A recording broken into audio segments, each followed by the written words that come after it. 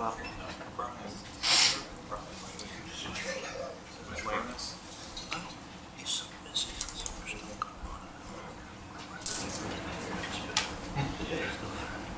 definitely think my head's spin. You spin right with it.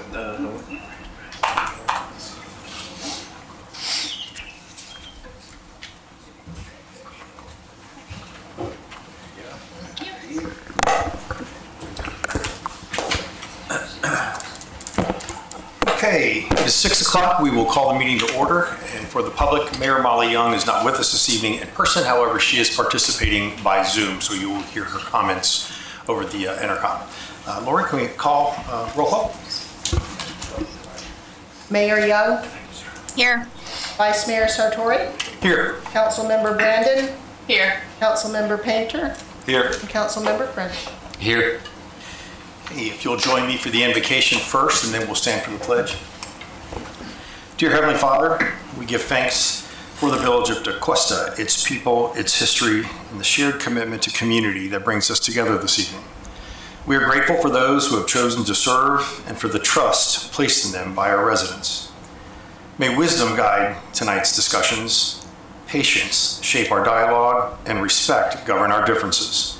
Help our leaders make decisions that are thoughtful, fair, and rooted in the long-term well-being and vision of this village. May our first responders be guided by your protective hands, and please continue to watch over the men and women that protect our country both domestically and abroad. May our actions reflect integrity, cooperation, and care for one another, and may Tequesta continue to be a place of safety, opportunity, and pride for all those that call it home. In your name we pray. Amen. Amen. Please stand for the pledge. I pledge allegiance to the flag of the United States of America and to the republic for which it stands, one nation, under God, indivisible, with liberty and justice for all. Okay, for the approval of the agenda, are there any additions, deletions, or modifications? Vice Mayor, the staff would request to add consider approval to allow construction activity outside of regular construction hours from the period of January 8th through January 22nd for a necessary roof replacement at Village Square, 221 US Highway 1. Recommend putting it at the beginning of new business. It should be a quick item and we can get through it. And I know that the construction company is on hold waiting for that, and it could be as of tonight that they start if council approves it. Okay. I will entertain a motion to add that item, renumber the agenda. So the added item to consider approval to allow construction outside of regular construction hours will now be number 15. Everything else will drop down. Then new business will start. Then it'll be 16 for the Tequesta Trace condo, number 17 for the variance, and number 18 for resolution 126. Is there a motion? I'll make a motion to add the request for approval of nighttime construction for roof replacement to the agenda as number 15. Second. First and second. All those in favor? Aye. Opposed, like sign. Agenda has been moved and amended. We don't have any presentations this evening, so we'll go right to the consent agenda. Are there any comments on the consent agenda? Motion to approve the consent agenda? So moved. Second. All those in favor? Aye. Opposed, like sign. Aye. Okay, 5-0. Consent agenda passes. Any communications from citizens that are not on the agenda? Yes.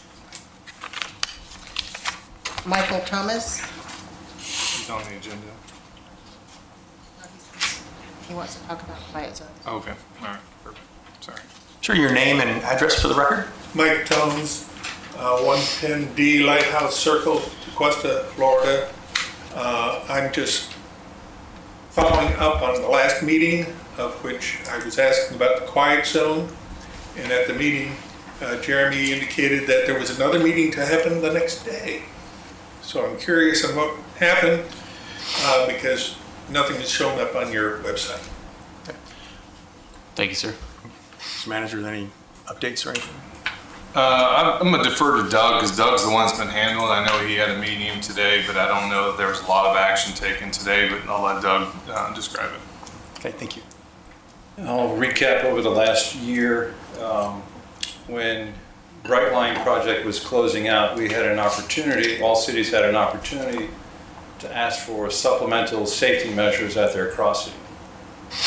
And there was some funding available from the Palm Beach County Transportation Authority through a federal grant to pay for those additions. The village requested additional exit gates so nobody could come into the crossing in the wrong direction and end up on the railroad tracks. It's been a long process working through the funding process with the FDOT, Palm Beach County, and Brightline. And a few weeks ago, Brightline dropped out of the project on the advice of their attorney. And there's now a pending lawsuit from the FEC to Brightline.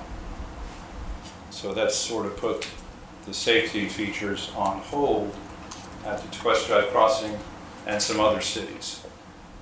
In the meantime, I had a meeting today to talk about how we could advance the safety enhancements at Tequesta Drive. It's approximately $500,000 for the exit gates and signals that the village would not have to pay for.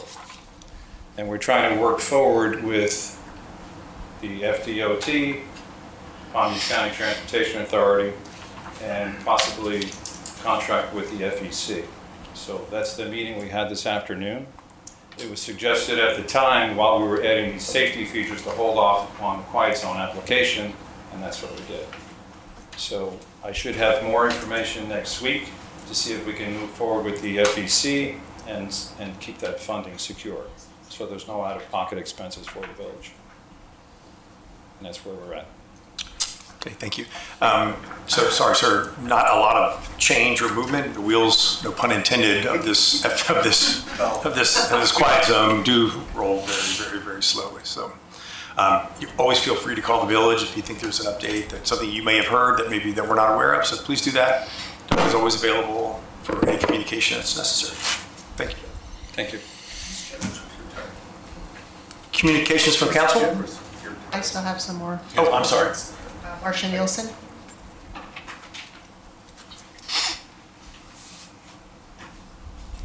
It's my great pleasure to say what a great job everybody did to get Tequesta Drive back together from that huge chasm. I couldn't believe it when I saw that, like 2 days it was done. Lots to everybody that really got that done. Fantastic job. Thank you. Agreed. If I just add on a little bit on that, I don't want to go back and forth, but the permanent fix will be coming after we finish the water main project within the next month and a half, and we'll have a permanent fix coming. So that was a temporary fix, but to Ms. Nielsen's point, great job with staff. So. Butch Powell. Good evening.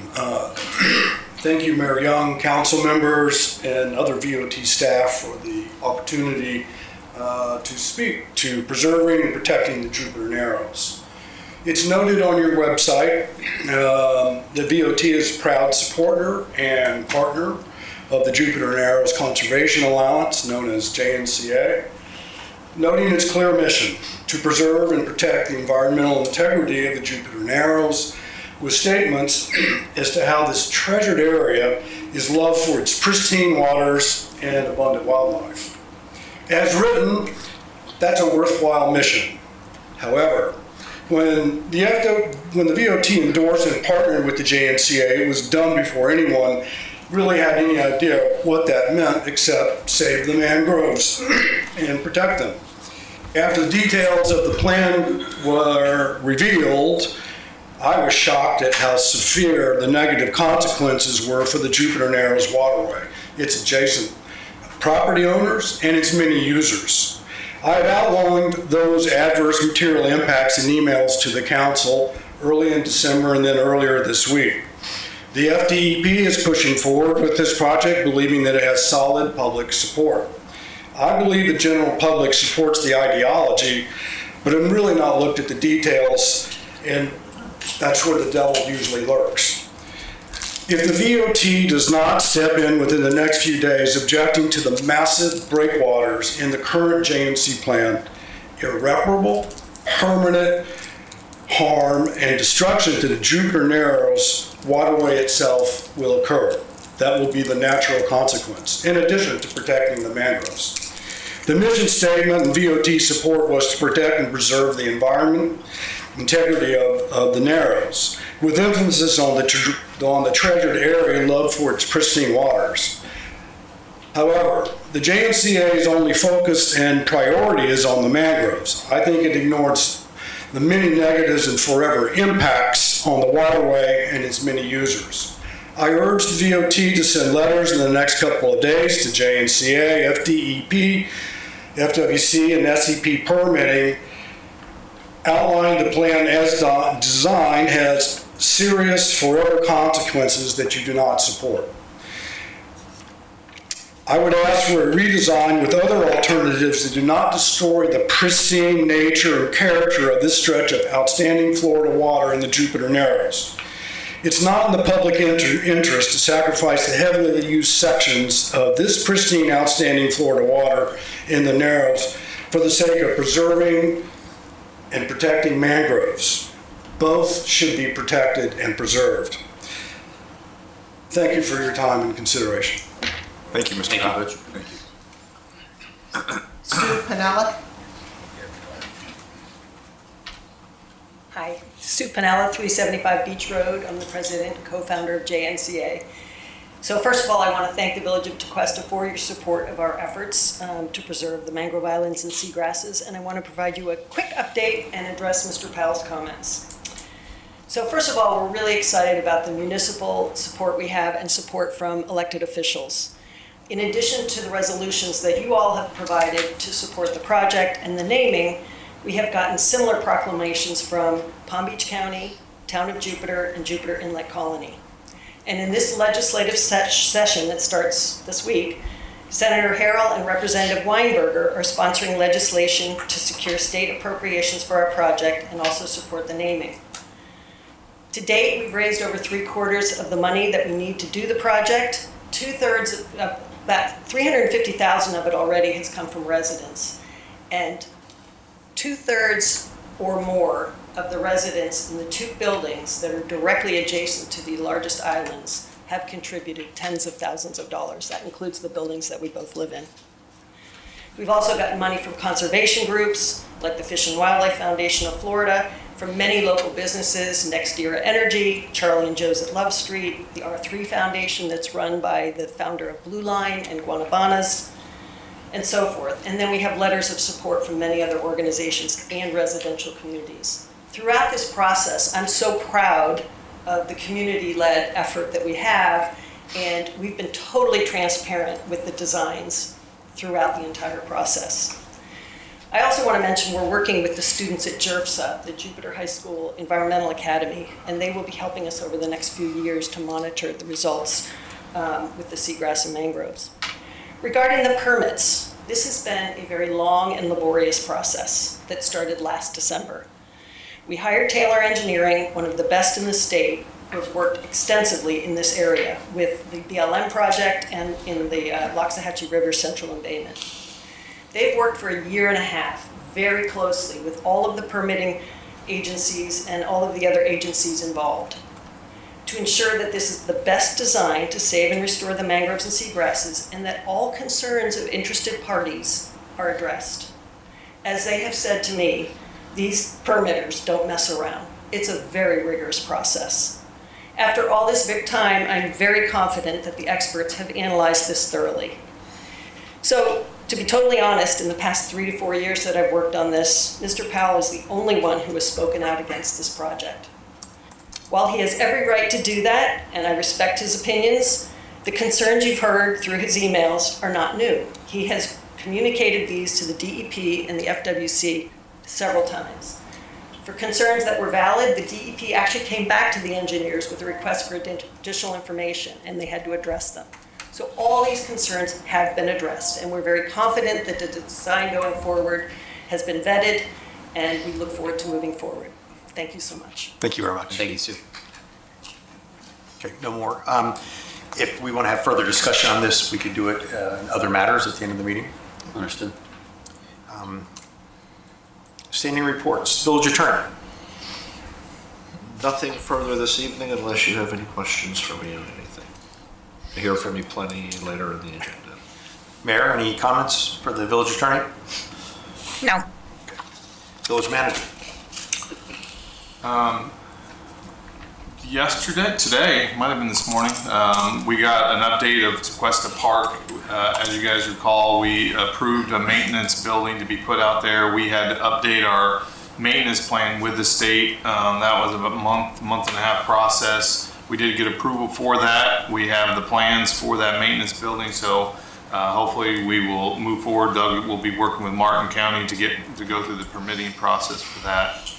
We did start the village-wide survey, I believe, on Tuesday morning, so we hope that everybody will get a chance to review that and go through it. I think it's 6 to 7 minutes to go through that, so it's not very time-consuming. The EAC meeting was canceled for this month. Their next meeting is scheduled for February 11th. Kids Night Out at the Recreation Center, we have one tomorrow. We still have a few spots left for anybody that's interested in that. January 24th is Tequesta Fest, and so that's one of our big events that most people are very excited about. It is free to residents. There is a non-resident fee that is associated with that. February 3rd is our next workshop, and then planning and zoning will meet January 15th, so next Thursday. And that, you have my report. Any comments from the council? No, thank you. Mayor? Nope. Police Department, Assistant Chief McGrew.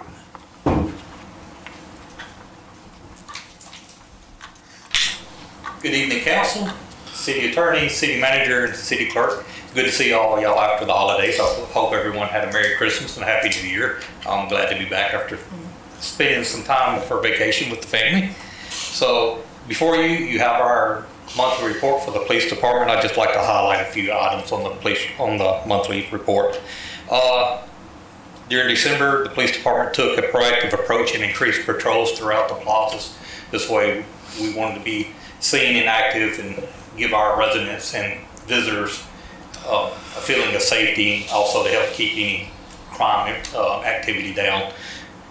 Also during December, the police department visited Hannah's home. I'd like to thank the mayor for attending with us and helping the ladies and children there at Hannah's home have a wonderful Christmas. I saw a lot of tears from the residents and through other people who attended with us. I won't mention any names. But it was great to see how big of an impact that truly made on all the individuals at Hannah's home. It was very touching.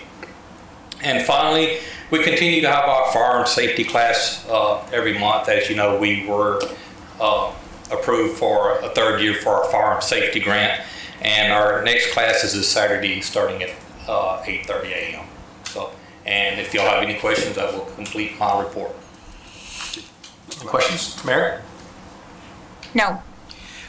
Fire Department, Fire Chief McLaughlin may not be here this evening.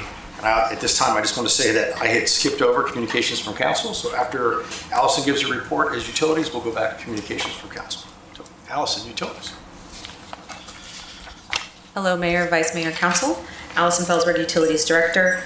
Attached in your agenda is the utilities update for the month, including the dashboard and our project update. A couple of highlights: Dover Ditch, we will be installing, or the contractor will be installing sod next Thursday, and they should have the project complete by the end of January, and we will request the grant reimbursement in February. Our FY26 stormwater pipelining, we have received all of our prices for the pipelining, so we plan to bring that to council in February. Surficial Well 28 design and construction, we met with the contractor today at the water plant to select the location for the test well, so we are moving forward with that. It will be under construction from the end of January, early February. It takes about 3 weeks for a test well, so it's a pretty quick turnaround. And then we should have a good idea if that's a good spot to put the actual production well. Our membrane replacement project, the contractor has completed membrane replacement on 2 of the 3 trains. The last train will start Monday, so they should be complete before the end of January, much ahead of schedule, and we are very excited about that. The water quality coming from the 2 trains that were replaced is great. We are very, very happy with it, so it was much needed maintenance.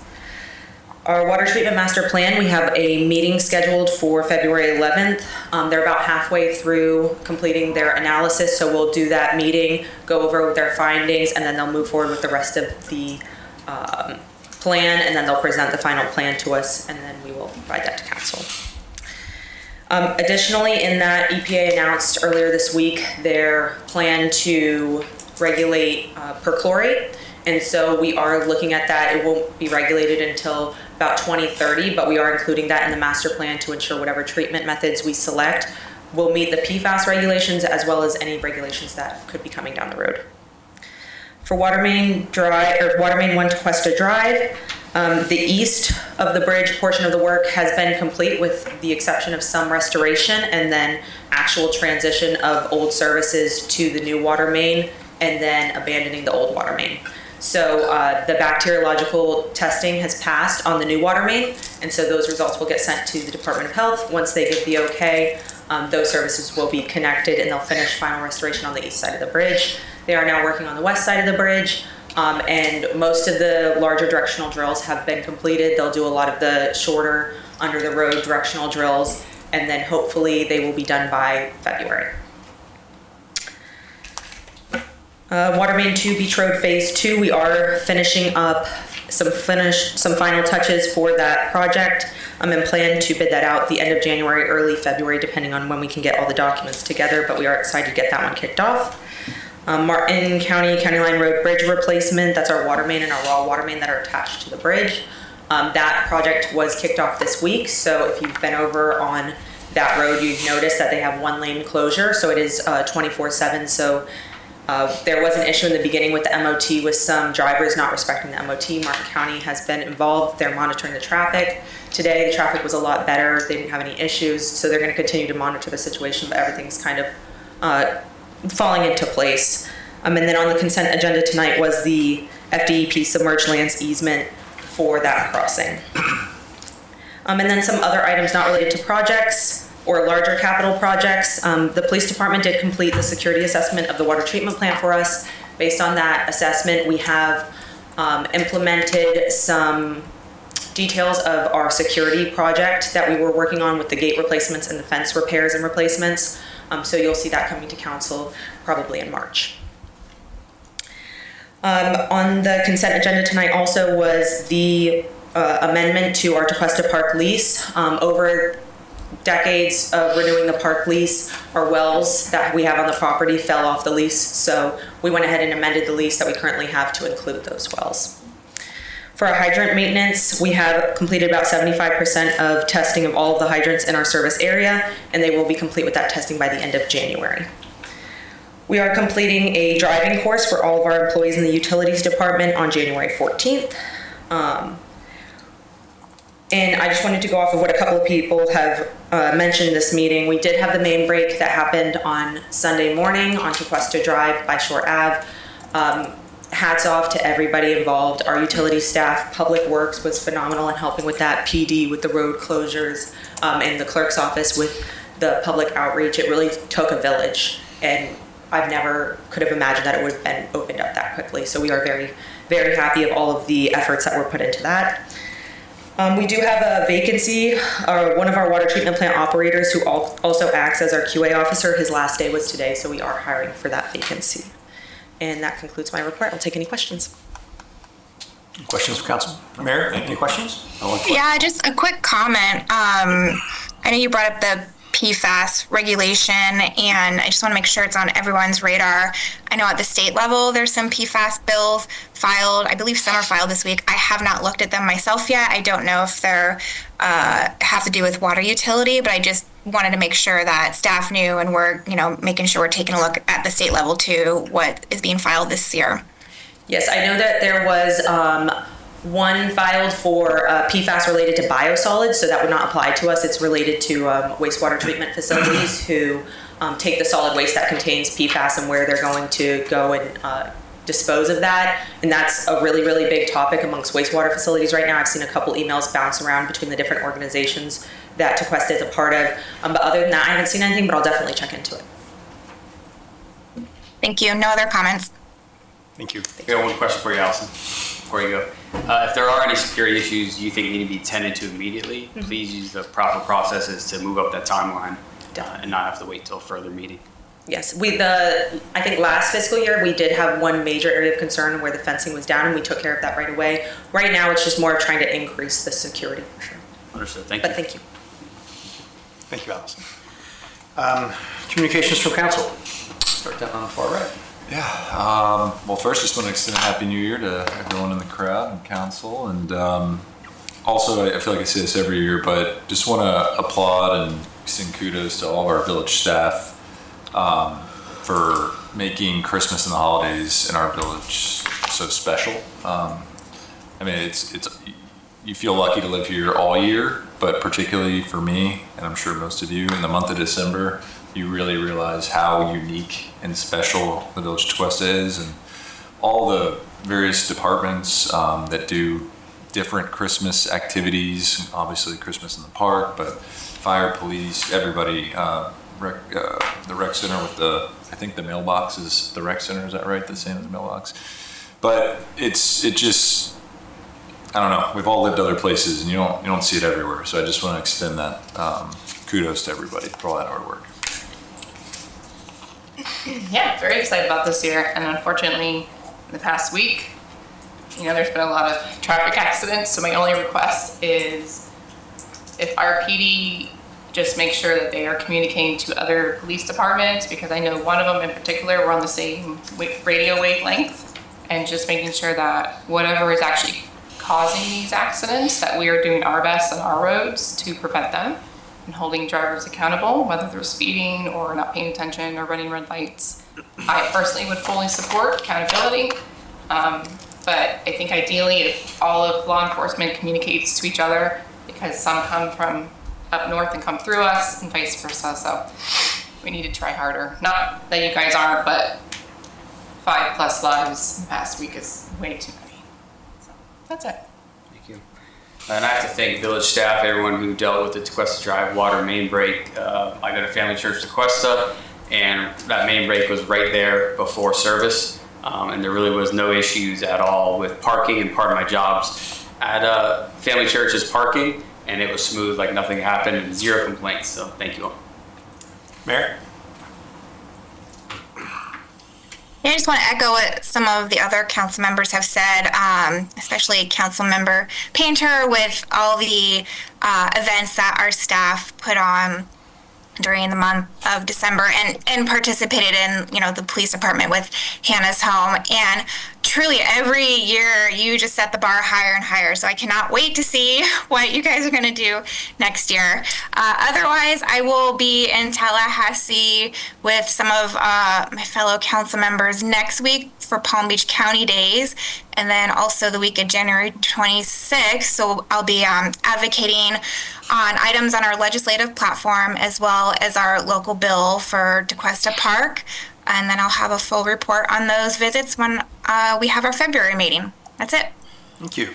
I too echo every comment about the water main break, but also thank you to the residents for understanding. I mean, our water pipes are 60 and 70 years old, and they are at the end of their effective life, and this is going to happen, and we're tackling it now. Allison and Doug are plowing through it, but the residents had understood that this is going to happen, and it happened very quickly. We addressed the best we could, we communicated, so I want to say thank you for that. And yes, and I've said this several times, but at the Christmas tree lighting, it was probably one of the most beautiful nights we've had. It was no humidity, the white lights, it was kind of corny. It looked like a Hallmark movie. It really did, but that's why people moved to Tequesta, and I'm so honored and proud to be here. But it really looked like a Hallmark movie, and people kind of get it when you do that. And then Santa's ride through the neighborhood was amazing. And I too will be with the mayor in Tallahassee next week, banging the drum for Tequesta and all things that affect us here in Palm Beach County. So thank you for that. That concludes the standing reports and communications from council. Thank you for obliging me to take them out of order. Moving on to the regular agenda, the first item of old business is ordinance number 1425. It's the second reading of a commercial filmmaking ordinance. Thank you, Mr. President. Mayor, Ordinance 1425, Ordinance of the Village Council, Village of Tequesta, Florida, amending Chapter 78, Zoning, Article 9, Supplemental Regulations, creating an entirely new division entitled Division 8.5, Filming Operations, to adopt reasonable regulations common in many neighboring jurisdictions for commercial filmmaking, videotaping, and photography, providing definitions, exceptions, providing a permitting process, penalties for violations, providing each and every other section, subsection, Chapter 78 shall remain in full force and effect as previously adopted, providing conflicts clause, severability clause, authority to codify effective date and for other purposes. I have 3 questions, and I need to point out 2 typos in the document. I apologize for the typos, but it's my understanding at the December council meeting, the council wanted a shift in the processing of this so that it was basically handled through the village manager's office and did not come to council. We did that. I do need to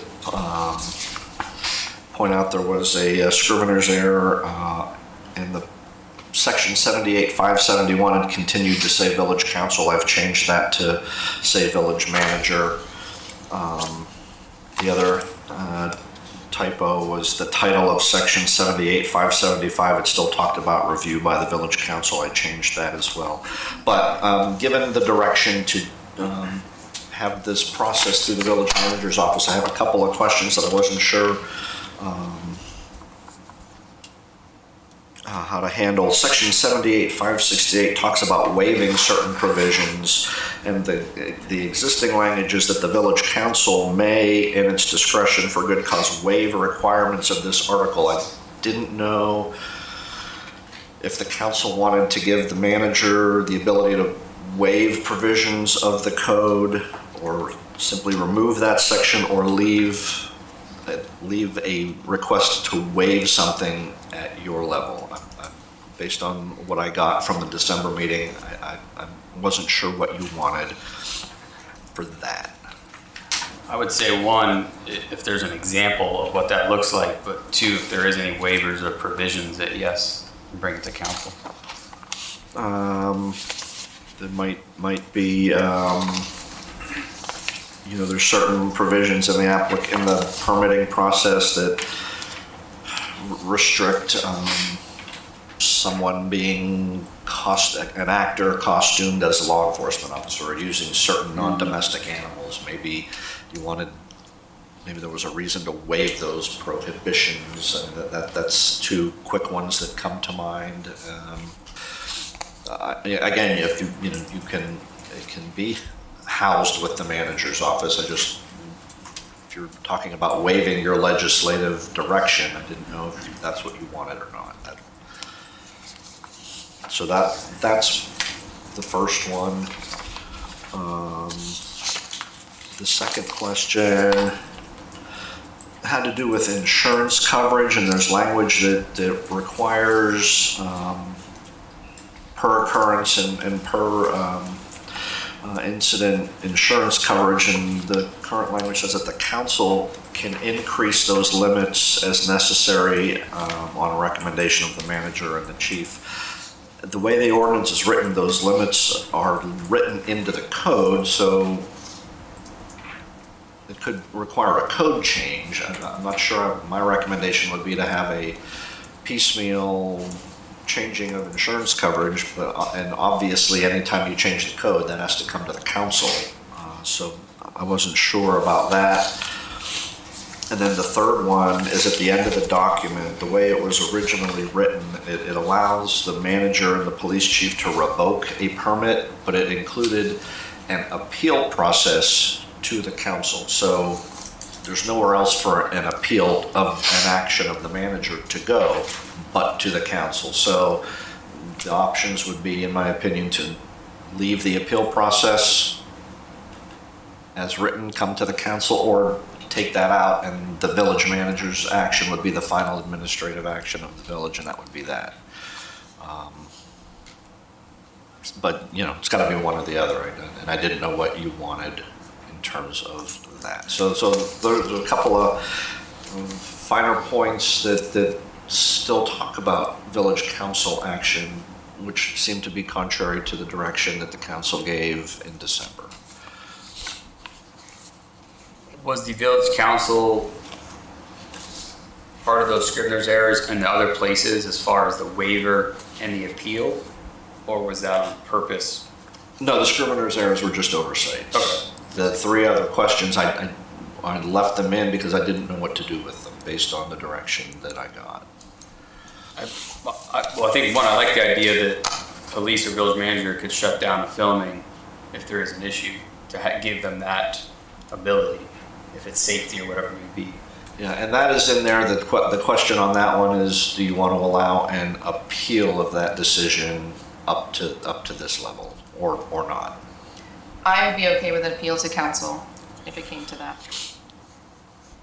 The way that it's written in here. It has to be filed within 10 business days.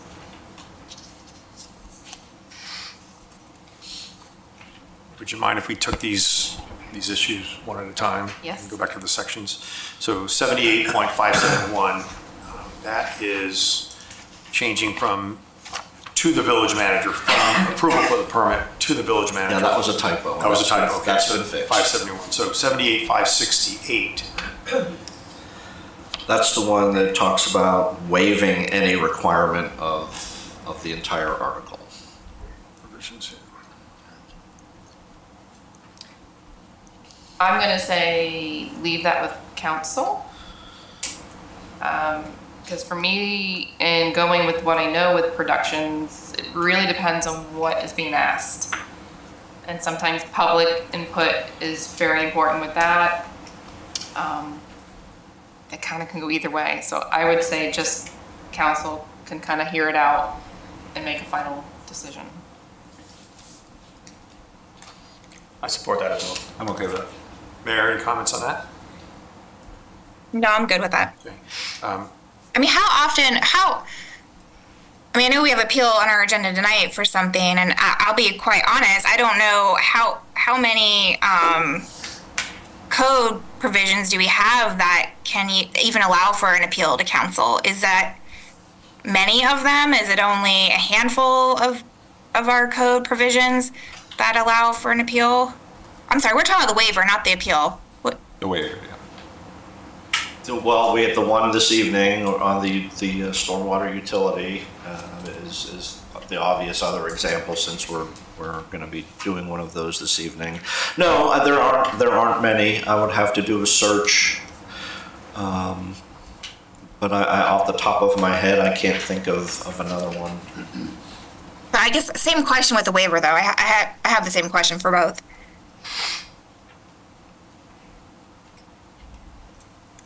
Is your answer the same for the waiver process too, Keith? That it's not like we don't have a bunch of code provisions where council Typically, waive? when the council makes its legislative statement and you have code, that is the code. It's not typical to just have the ability to waive a code provision because you feel like it. And there is language in here about good cause shown, but typically when the governing body has made a legislative statement, that is the law of the land, so to speak, and there typically aren't those kind of escape valves where you can just waive it. So that's not a typical thing either. So why are they both on this ordinance and being suggested for film production? Is it common in other municipalities that you've seen that, and that's where it came from? I've seen it in other code sections. I wouldn't say it's mandatory, as I put in some of the preamble language. This is based on best practices, and there are other examples where similar code, you can find it out there. So, this is, I didn't invent it. I admittedly borrowed it from another code, but you don't have to keep it in here at all.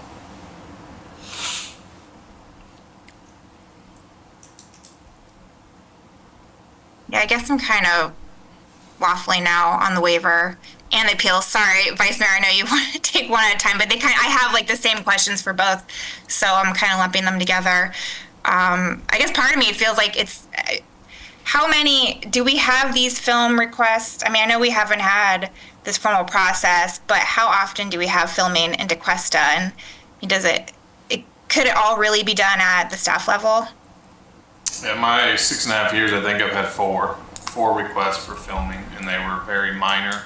If I was to provide a recommendation for you guys, I would say the waiver process, you could leave that with staff because we're going to scrutinize it and make sure the safety residents, is first and foremost. And then the appeal process, I would leave that with council because, we're revoking their permit. And so if they don't like our reasoning for it, they have an appeal process. And then I would leave the insurance requirement because it is tied to other code. And those would be the 3 recommendations to make it simple. Yeah, I think I align with the manager's recommendations. I certainly have no objection to it. Any other comments from council? No. So Keith, can you review exactly what we're going to put in this motion? If the village manager's recommendation is adopted by the council, then this ordinance would be passed on second reading. The 2 scrivener's errors would be corrected. The appeal process would be left as written, coming back to the council. Any change to insurance requirements would have to come to council. Any waiver provision would be housed with administratively in the village manager's office.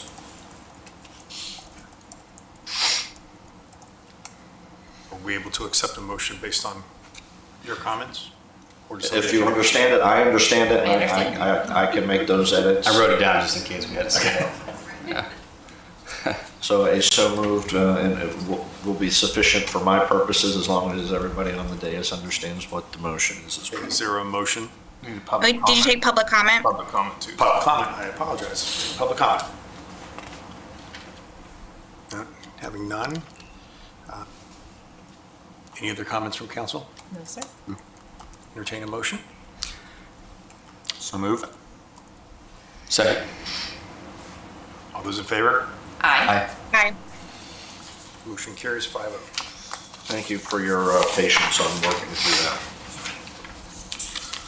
Okay, we are now into the revised agenda, item number 15, which is the consider approval to allow construction outside of regular construction hours. Mr. Wayne Cameron, our building official, will take this item. Okay. Wayne? Good evening, everyone. Happy New Year. I haven't seen you guys since last year, so it's been a while. My New Year's joke. Thanks for hearing this add-on item, last minute, item 15. It's something that popped up during the course of this week, in which a roof permit was issued to the shopping center 221 US Highway 1. During construction, during the re-roof process, the conditions of the decking is deteriorated to almost a hazardous state. Parts of that, when they're touching the contractor touched the roof membrane, the decking collapsed into various pieces of it into various businesses. That triggered another conversation with the business owners who were in contact with us affected by this, in which they expressed the concern that their business would have to close due to the activity taking place on the roof overhead.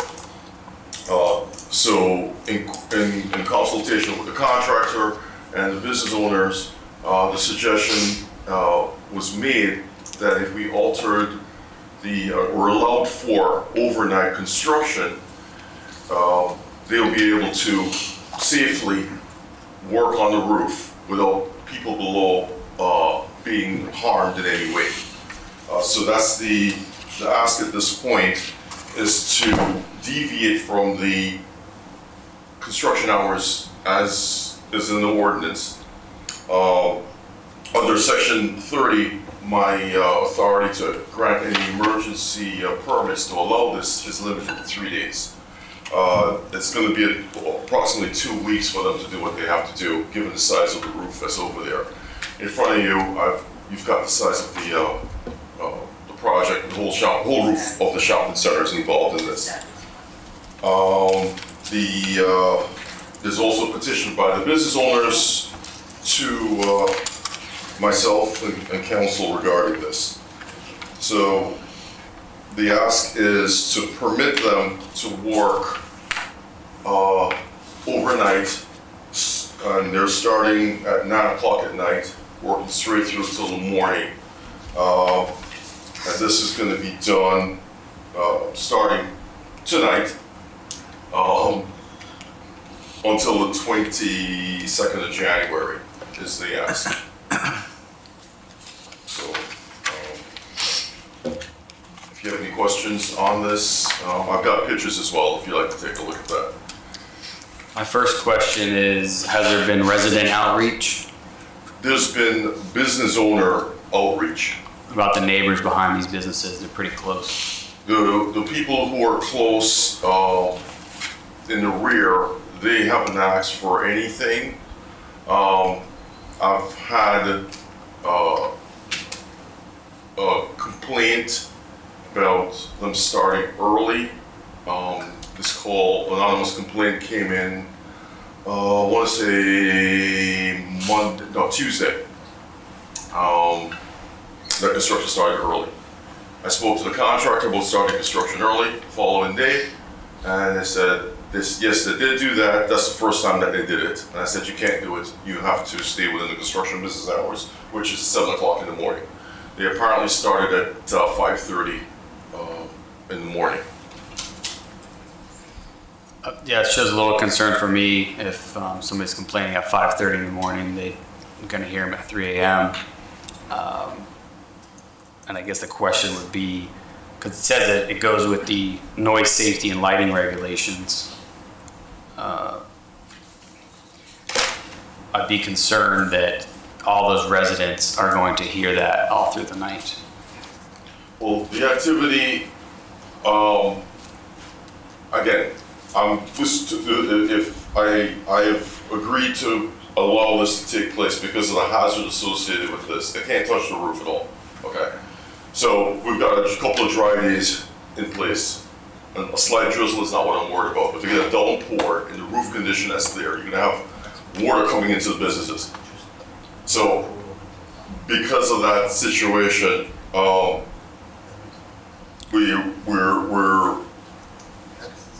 have to monitor this. It's an ongoing thing. I have to see what happens as this processes. What I do know at this present time is there is a hazard to have roof decking coming through and injuring the occupants below. And there are 8 businesses that's immediately impacted by the activities taking place there. In that area, some part of the roof is okay. Some will have to be redone, new decking, a crane, the whole 9 yards in other areas. They're not touching that part at all. And then those 8 businesses that they're working on right now needs some kind of a plan of how to deal with it. Either 8 close the businesses so that they can work on the roof, or work when there's nobody below that can get hurt. Can you clarify if it's a true hazard, if it's a 24-hour hazard, that's if the guys are on the roof or not? Are you saying it's only a hazard when they're on the roof working, or is it hazard right now as we're talking? It's hazardous because of the decking. The structural integrity of the decking has now diminished. It has been compromised. It's corroded. Its rust is dropping into the various places that's there. Once weight goes on this, which the guys are working, the loading materials, any kind of activity that's taking place will result in additional weight, results with the loose membrane coming down. They have to basically clear the decking, install new decking before they can put any more roofing material in that area. So it's only a hazard if it rains or people are working on top. It's not just a hazard sitting still, like right now. It's not a hazard without adding, there's twofold to it. The roof decking in of itself is compromised. That's a hazard, just like that. The hazard gets intensified once you add rain and you add weight to that. So the roof is holding, you've got holes literally you can see daylight coming through this thing in certain areas.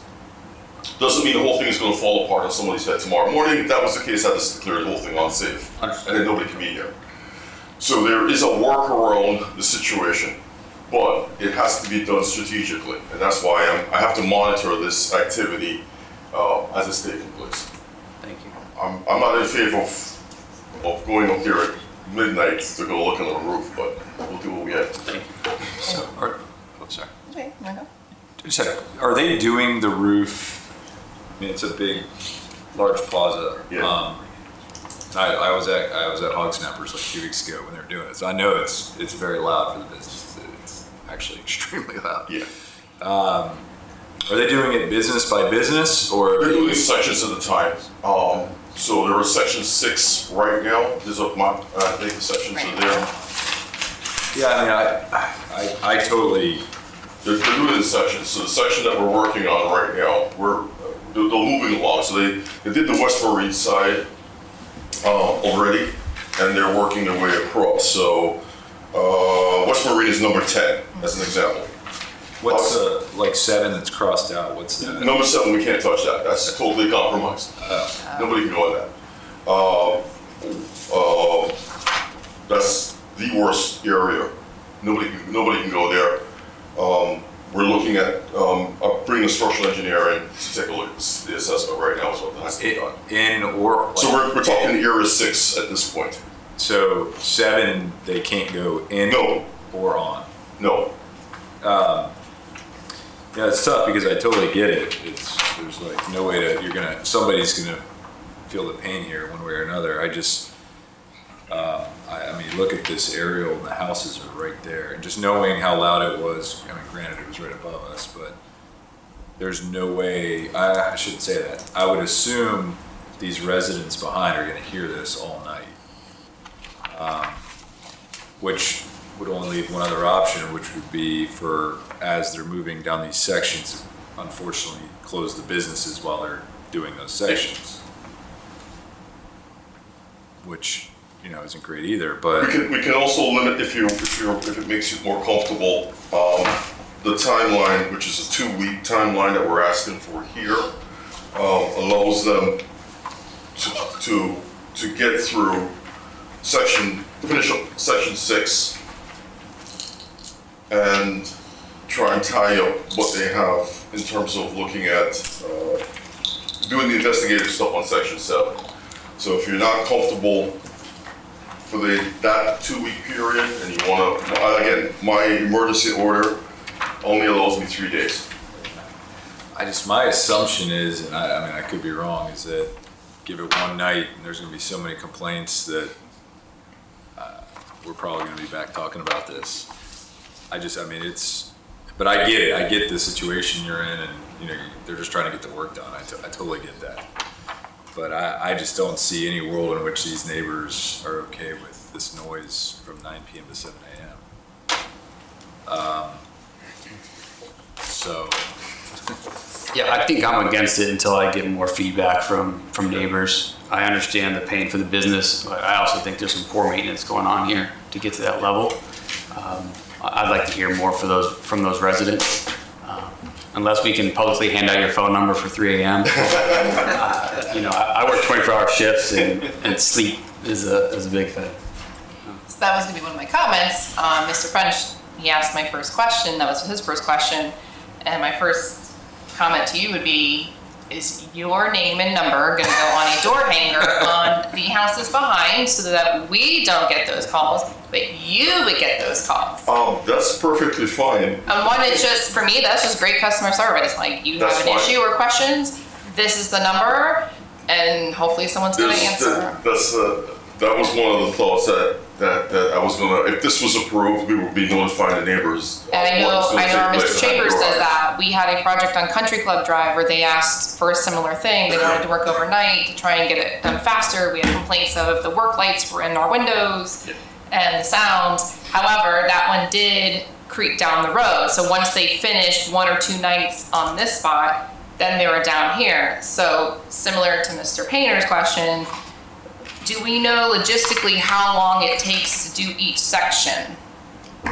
And they're different sizes, so I know that's not a blanket answer. It's not only, that's only part of it. The other part of it is they're just covering how bad this situation is as it's taking place. So it got to a point where I stopped the job and said, no, we're not touching this at all. If council had approved this tonight, I'd be able to notify the neighbors with door hangers, let them know what the story is before all Vera's calls came in, because I'm anticipating that to happen. And I asked that because, I mean, no one wants a business to shut down, but if it was having each business as their section was being worked on, they closed down for 2-3 days, I find that a better compromise than doing an overnight banging for 2 weeks. My other logistical question for you is, instead of just having overnight, do they have a double work crew where they could be working during the day to some degree and be working at night so we can bump this out faster than 14 days? The danger was having anybody underneath when this is taking place. So that was really. So there's nothing else they can do, like small work? I wouldn't want them to be working at all with anybody beneath us. As I said, if the hazard is of that level, then I have to declare the building unsafe. I will go ahead and do that. It's trying to balance this out. If nobody's below, then the safety of the people working on the roof is not my focus, and making sure that they work in a safe manner. For me, if this was a couple days, for me, this would be a different conversation. But the fact that it's such a long timeline, and knowing construction and how that goes, and then when you start getting into it and you find other things, like I fear this would take longer than the 2 weeks. If you wanted, as I said, if you wanted to give them just a week, that's a week more than what they got right now. It will be an ability to do something, and then we can come back and assess it. I mean, that could be a compromise if we did X amount of days overnight, not the full 2 weeks to get them a good start, and then have businesses, when they're on the section, that business has to close for X amount of days, or, I mean, no solution's great, but I think 2 weeks overnight like that, that's not gonna happen for me.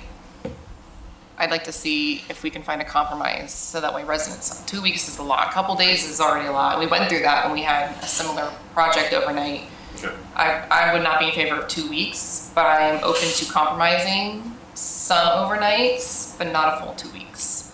And then that way the businesses are doing their part too. Right. I mean, residents are being disturbed, but the business might have to be disturbed a little bit too, and maybe closed for a day or two or whatever. That's it. Mayor?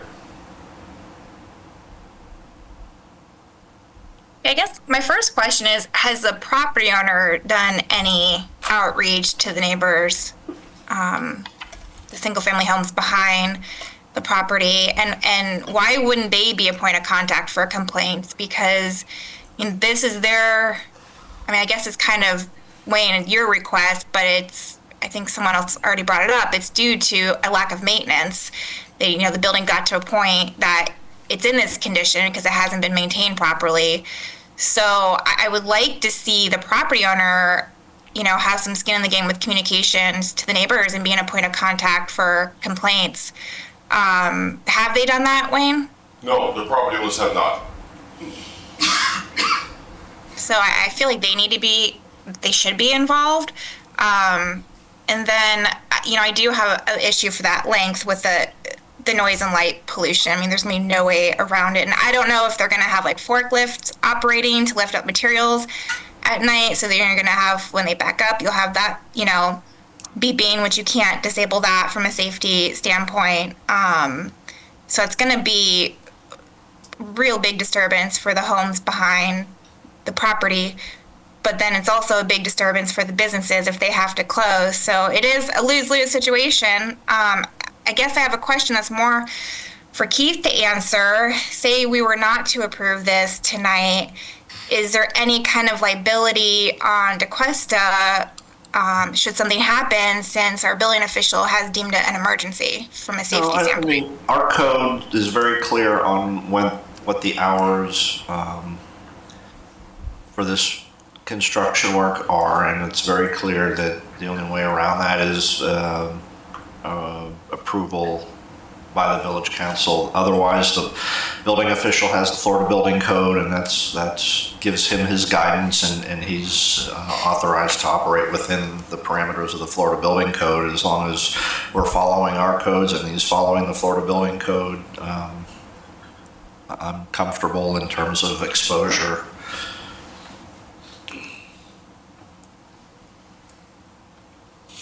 Okay.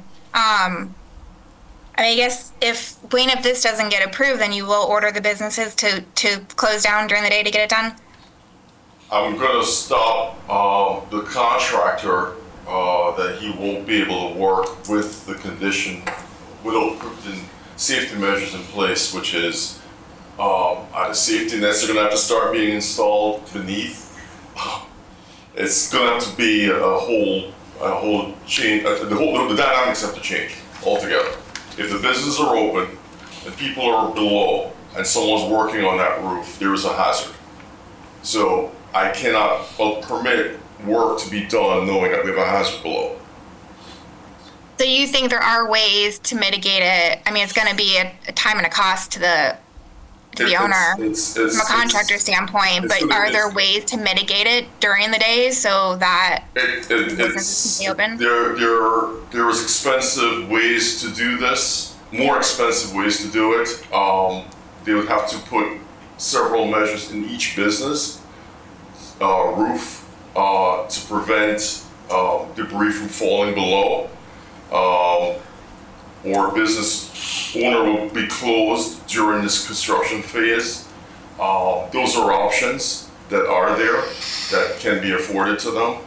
The continuation of them working with people below is where my concern comes in. And so, Mayor, this is Keith again, and I'm kind of looking at the building official. You know, there is one other sentence in this code section that talks about the conduct described in this section, meaning the hours and days of work, may be carried on in cases of urgent necessity where health or safety is involved.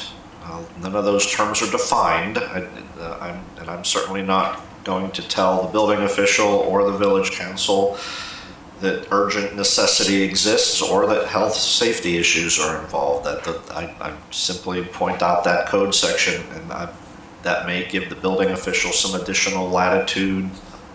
Maybe it doesn't, but I have to point that code section out. And that's kind of where I'm leaning towards because of the hazard that exists.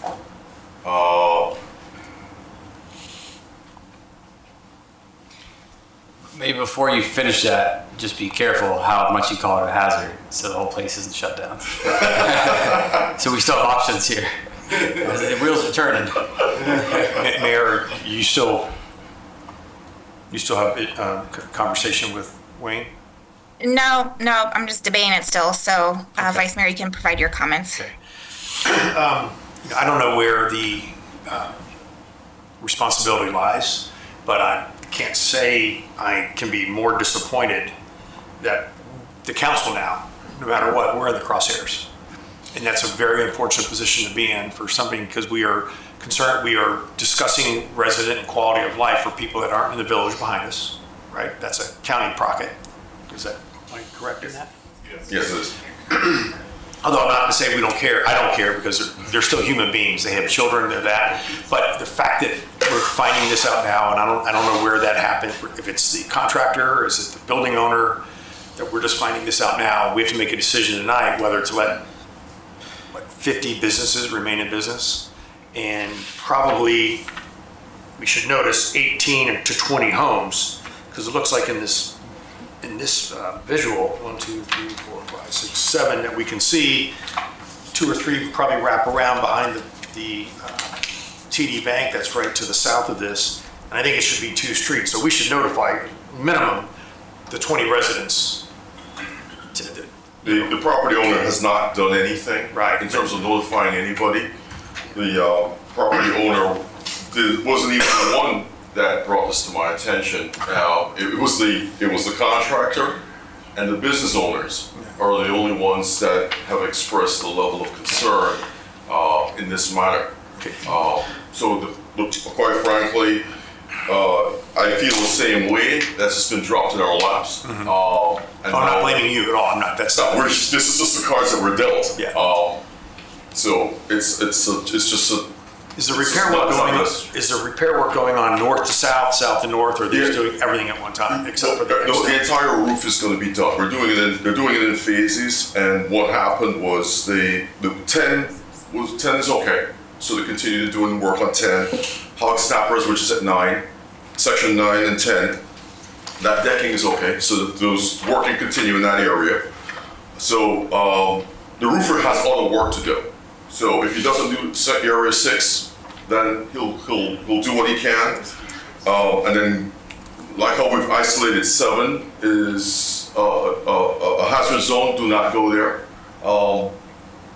So 7 is Stay off of that. Don't even go on that roof. They can't go on the roof, but are the businesses still operating beneath that? The business is operating beneath that with the knowledge, knowing that we've got a problem above. My concern is you mentioned safety nets, and I assume those are safety nets on the inside. Yes. So in the middle of the night, somebody's up there on the roof, they fall through. Number one, they have to have safety nets anyway. This contractor probably wouldn't want to put somebody up there. He's going to put harnesses on the guys that's working. So But if they fall through, the harness is anchored to the roof itself. And the business owner is going to walk in the morning and go, holy cow, there's a whole, there's a piece of plywood over my roof now, but that roof is now in their restaurant, clothing store, gourmet market, school. Right now, the business owners have to be cleaning up on a daily basis because of the activities taking place. Stuff, the debris that's coming through.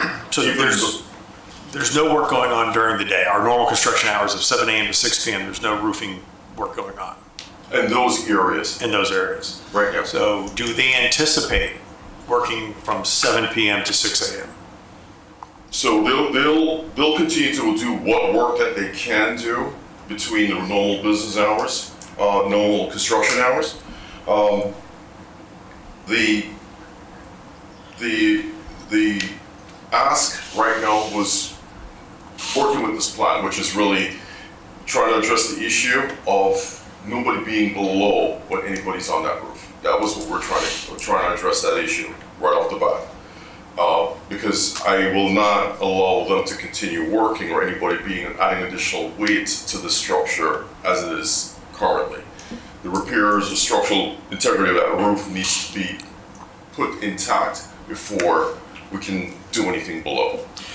I would think that if the proper public notice was given by the landlord, that given the option for some of these businesses to close, instead of showing up one day, they would probably say, yeah, we'll agree. If you can tell me when my building is going to be done or my section, I will gladly give up. I know this is rearview mirror stuff now, but they might have said, I'll close for 3 days because I don't want to have legs dangling through my roof. And so I'm just perplexed that the property owner thought this was an acceptable way to do this. I'm not comfortable giving this 7 to 6 at all. I think it should be done in a smaller dose, like was mentioned earlier, like 5 days. I think we need to stop at 11 o'clock.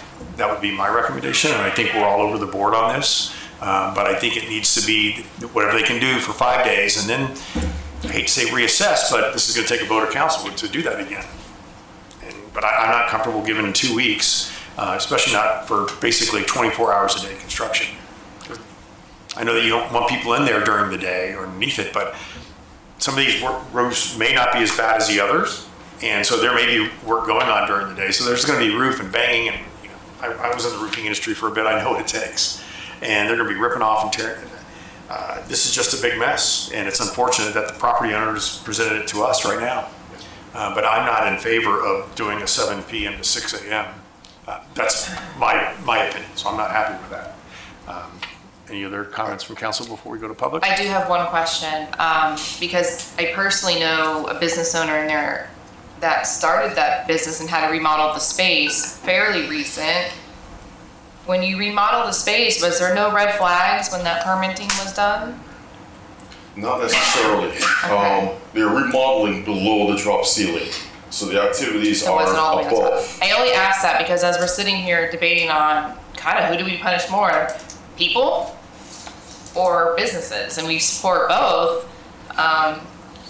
Again, I know that this property owner charges a lot. So I don't know where that money's going to upkeep this, and it is putting us in a very difficult situation. So I just wanted to kind of know, as there has been some businesses going in and out of their remodeling, so I was just curious if there was already red flags or not. No. Okay. Not to this magnitude. I'm seeing the red flags because we're doing a re-roof right now. Okay, no, I get what you're saying. I That want makes to sense. offer a compromise from two standpoints, because I am in a predicament right now because of the knowledge that I've got of that And particular you now have to roof. do something with it. I get So it. I'm going to propose, with council's permission, 2 days. 2 days to allow them to do an overnight safety, make sure that the decking is secured before anybody goes in below. Because even though I don't want to add additional weight, I also don't want something falling in because it's been sitting there, whatever it is, they disturbed it. I don't know what that answer is. Somebody opens up for business tomorrow morning and a piece of sheet metal hits somebody. I just don't want that. So I want to know if we have permission. I'm asking permission to allow 2 days to get this activity done, which is just today and tomorrow night and tonight, to get through something, which is to safeguard the building and then switch to regular business hours after they've safeguarded or spent these next 48 hours addressing the safety measures that's bothering me. For the proposal. Let's marinate on that if you could, and we'll go to public comment. Yeah, I mean, 2 No, days I'm sorry, isn't Mayor. bad.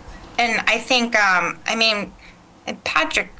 Councilmember Painter can attest to this, both of us in the development and construction industry. Like, I find that usually contractors can come up with a solution. So it sounds like, this is new, and maybe there hasn't been enough time to think through a daytime solution, but more times than not, I feel like contractors can come up with a solution so they can continue work in unique circumstances. So I think 2 days is doable. I just still don't like there's no notice basically to the properties behind the this plaza. But I think too, within that time, they should be able to come up with a solution so they can continue the work during normal business hours and not impact the businesses as well. I would agree with that. And before we move on to public comment, I would say to Wayne, if this is the route we go down, please, I want somebody out there tomorrow knocking on these doors, explaining what happened last night, and it's going to happen again tonight, that it won't go more than 48 hours or another 24 at that point. And it's got to be the 2 rows of homes. So at least whatever I don't know what the street names are. I'm going to make sure that the contractor hits those immediate homes and also goes down the street. And the second thing I would do, if you are so inclined, is to make sure that the forklift is not at the back, but in the front loading the material, because it is nighttime, there's no cars that are parked in the front. Barricade off the front, and then load the material from that side, so that any noise is not at that back door, but in the front. And I'm no contractor, but I'm sure there's going to be tons of lighting. Can the lighting go from the back of the building to the front so we can minimize what's going into the houses at all? I mean, then they're working in shadows at some point, but Yeah. just to minimize the light from the parking lot coming from the west side of the building to the east. That roof is it has no parapet. That's a dangerous roof to be on. So there's going to be a lot of illumination on that for the 2 working at night. So I think you're going to have spillover from light. I'm not going to sugarcoat it. Okay. All right, let's see what the public. I just have one suggestion, not to make this more difficult for anybody, but I would suggest not doing tonight. Take tomorrow, talk to the residents. I mean, my concern is if I live behind there, I'm going to show up at that property in the middle of the night and be like, what the hell is going on? Like, this is crazy. Assuming no notice was given. I mean, which I don't know, maybe some notice has been given, but I would be more in favor of pause tonight, tomorrow, do the public outreach, either talk to them personally. I'm not saying this needs to be you, this should be the property owner, I 100% agree. And then and only then maybe Friday and Saturday night do it. I don't know what kind of pickle that puts anybody in, but I don't know if they're mobilized out there right now, just waiting for the, Sounds like it. yeah. They're mobilized. Yeah. Okay. Yeah. That would be my suggestion. I mean, I could, if I lived back there and I have 2 young kids, and if it's waking up my kids, I'm coming out there in my underwear and I'm yelling. So I just don't think that's a good idea. Just my opinion. I agree. Open up for public comment. I don't have any cards. Based on this, we do have people that are going to opine, so we'll go with Ms. Watkins first. Name and address for the record, please. Pat Watkins, 167 River Drive. You guys are really between a rock and a hard place with this. There's no good answer. My concern is just generally safety no matter what they're doing, even if it's the roofer guy going through the roof on this thing. And what if all of a sudden we have the deluge rain? I mean, I understood Wayne to say rain was going to be a problem if it was more than a sprinkle. So there's no winning this. I don't know how they've programmed this. Is there a way to just, it's bad, but have a certain section, and those businesses, even if it's 2 or 3 days, can't work till they're done, and then things like this, would that work? Or has anybody even asked the businesses if they would prefer, if not, there's no good answer here, but if they were closed for 2 to 3 days, could something substantial in the way of making that roof at all safety sound to work on at all? Maybe they'd rather have 2 days closed or something, if that would help. The neighbors are going to scream, because not only is it the baby situation, it's the older, ill, whatever, somebody's on machines or I don't know what, you can't win that one no matter what you do. I have no answers, just questions, but concern even for the village that we would have, now that we're aware of all this up there and how bad it is, are we liable in any way from the building department standpoint if something happens even while they're figuring this out? A lot of criticism, I think, has to go to the property owner here, but too little, too late. Sorry. Thank you. Carol. Name and address for the record, please. Harold Taylor, 13 Chapel Court, Tequesta. Having worked in construction for 28 years building PowerPoints, I've probably seen just about anything. Not all those businesses in that development are open Sundays. Let's have the contractor work Sundays where the businesses are closed, work in that area. Have them work from 7 to 11. It just seems what's going to happen is instead of just a 2-week period to do the roof, it's going to stretch out because you're working less hours. And keep it confined from 7 to 11 and let the neighbors to the east of it not have to put up with noise all night long. I mean, the roof isn't going to totally collapse over a few more weeks' time. So let's look at that aspect of it. Thanks. Thank you. Thank you. Any other public comment? Okay. Back to the dais. Any comments, additional comments before we try to move forward? I'm not in favor of anything over 11 p.m. I'm not in favor for anything without notification first. I do see Wayne's request for 2 days. If that's a safety request, that's one thing, but I think anything over 11 p.m. is just not acceptable for those residents. And as the mayor said earlier, I think if everyone gets their heads together, we could probably figure out a solution. To start tonight, I think that's too rushed for something that's been ongoing and we could plan better. So for some flexibility, I would be open till 11 p.m. I don't like any of it, to be honest with you, and I feel bad for the businesses. I love that plaza. The plaza is phenomenal. But I don't think this is on us at this point. So if there was some compromise for 11 p.m., I'd support it. Other than that, I'm not in support. Yeah, I agree. I mean, the biggest thing to me is not doing a thing until the residents behind have notice. I just don't think tonight's the night to get started on this. So I think that has to happen. There's never going to be a good night to do an overnight. So I think going till 11 is probably the better solution, and that was a good suggestion. Sunday, they're not open. Some of them, I assume, actually probably several of them are, but yeah, there's no way they should start tonight. That's all I know. Well, maybe if we do the 11 o'clock, I mean, maybe some of those businesses could just close like a couple hours early. So they're not closed all day, but could close a little early, which would give that contractor some more time. Yeah.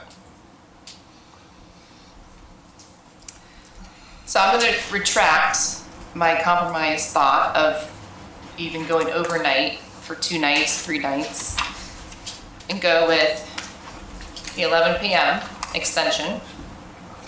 So that way we aren't taking residents' quality of life for 24 hours, essentially. Weekends I'd be open to if they need to be working on the weekends.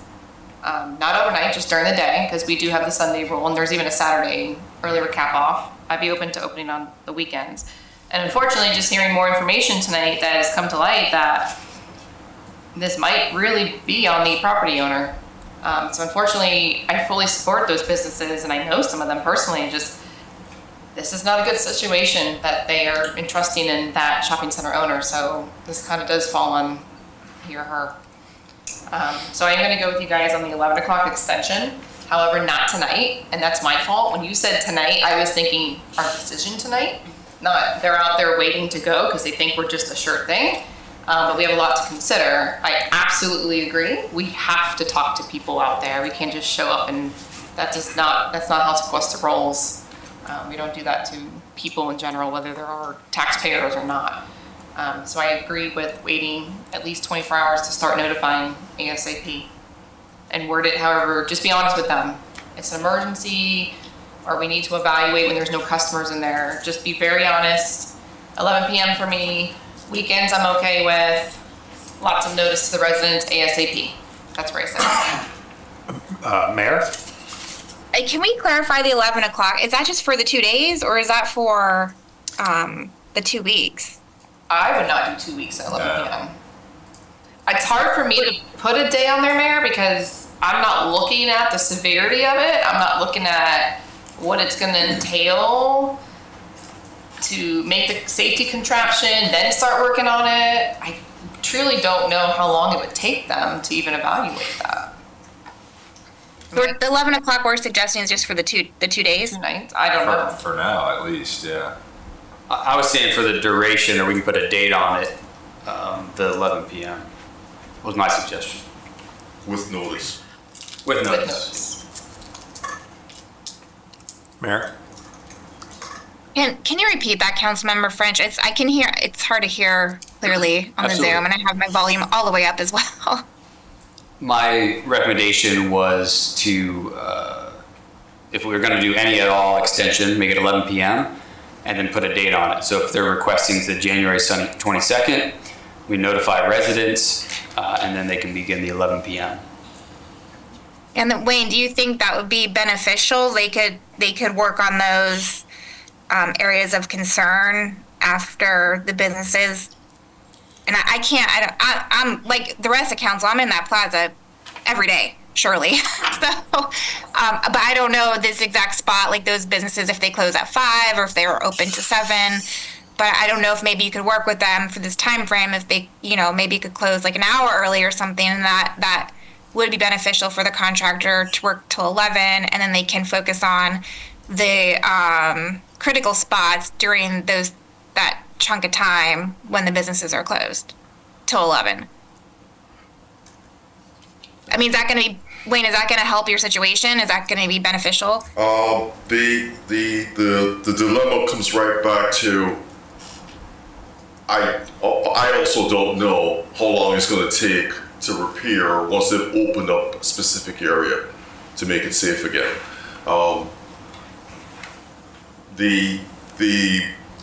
Again, it's the property owner's responsibility to maintain their building, and then this just got dropped in our laps, and then we're trying to assist as many people as possible, especially our business owners who are would have to close businesses when stuff starts, coming. But you think if we give you the 2 full nights, that is enough time for them to assess the critical spots and shore them up and come up with a solution? So then you can I think working continuous is the best shot. However, I think we can swing these. The fact that we were able to work on Sunday would be helpful, because we'll give them notice. They won't be able to work extended hours till Friday. I wasn't in favor too much because I know the businesses have a lot of, one of those a restaurant, an ice cream parlor. So over the weekend, they have families. This bulk of their business and revenue comes in. So I wasn't in favor of too much working on weekends because of that factor. But this is the best we can do. It's better to give them something. And extended hours is helpful. It's better than what they have right now. So I will not necessarily, if you want to, let's just see what this looks like. Instead of the whole 2 weeks, if you want to do this for 1 week, put us back just to the 7 days, and so be it. And then we see where we go. And again, I'm monitoring the situation. I will shut it down, the job, if I see something going south. But Yeah, I just think there needs to be a lot of communication with the property owner amongst not just the neighbors, but the tenants. Everybody needs to come together. There's going to be some sacrifices by everybody here. Whether that's closing a few hours early or closing for a whole day, which is awful, particularly on the weekends. That's a good point. But to me, the biggest thing is that communication. It just has to happen. And it may very well be that it just has to be 2 nights of 24-hour or overnight shifts. To run, But that it just needs to be communicated before it takes place. I assume they're going to be using power tools, not hand tools. You can hear the train just now. Yeah. So if they need 2 overnights, which is not ideal, then so be it. But it just needs to be communicated. It's one of those things. Once they're mobilized and they have crews out there, they just need to keep going as long as they can. Yeah, no, I get Just it. run the clock. The 11 o'clock may not even help, to be honest, because 5 hours.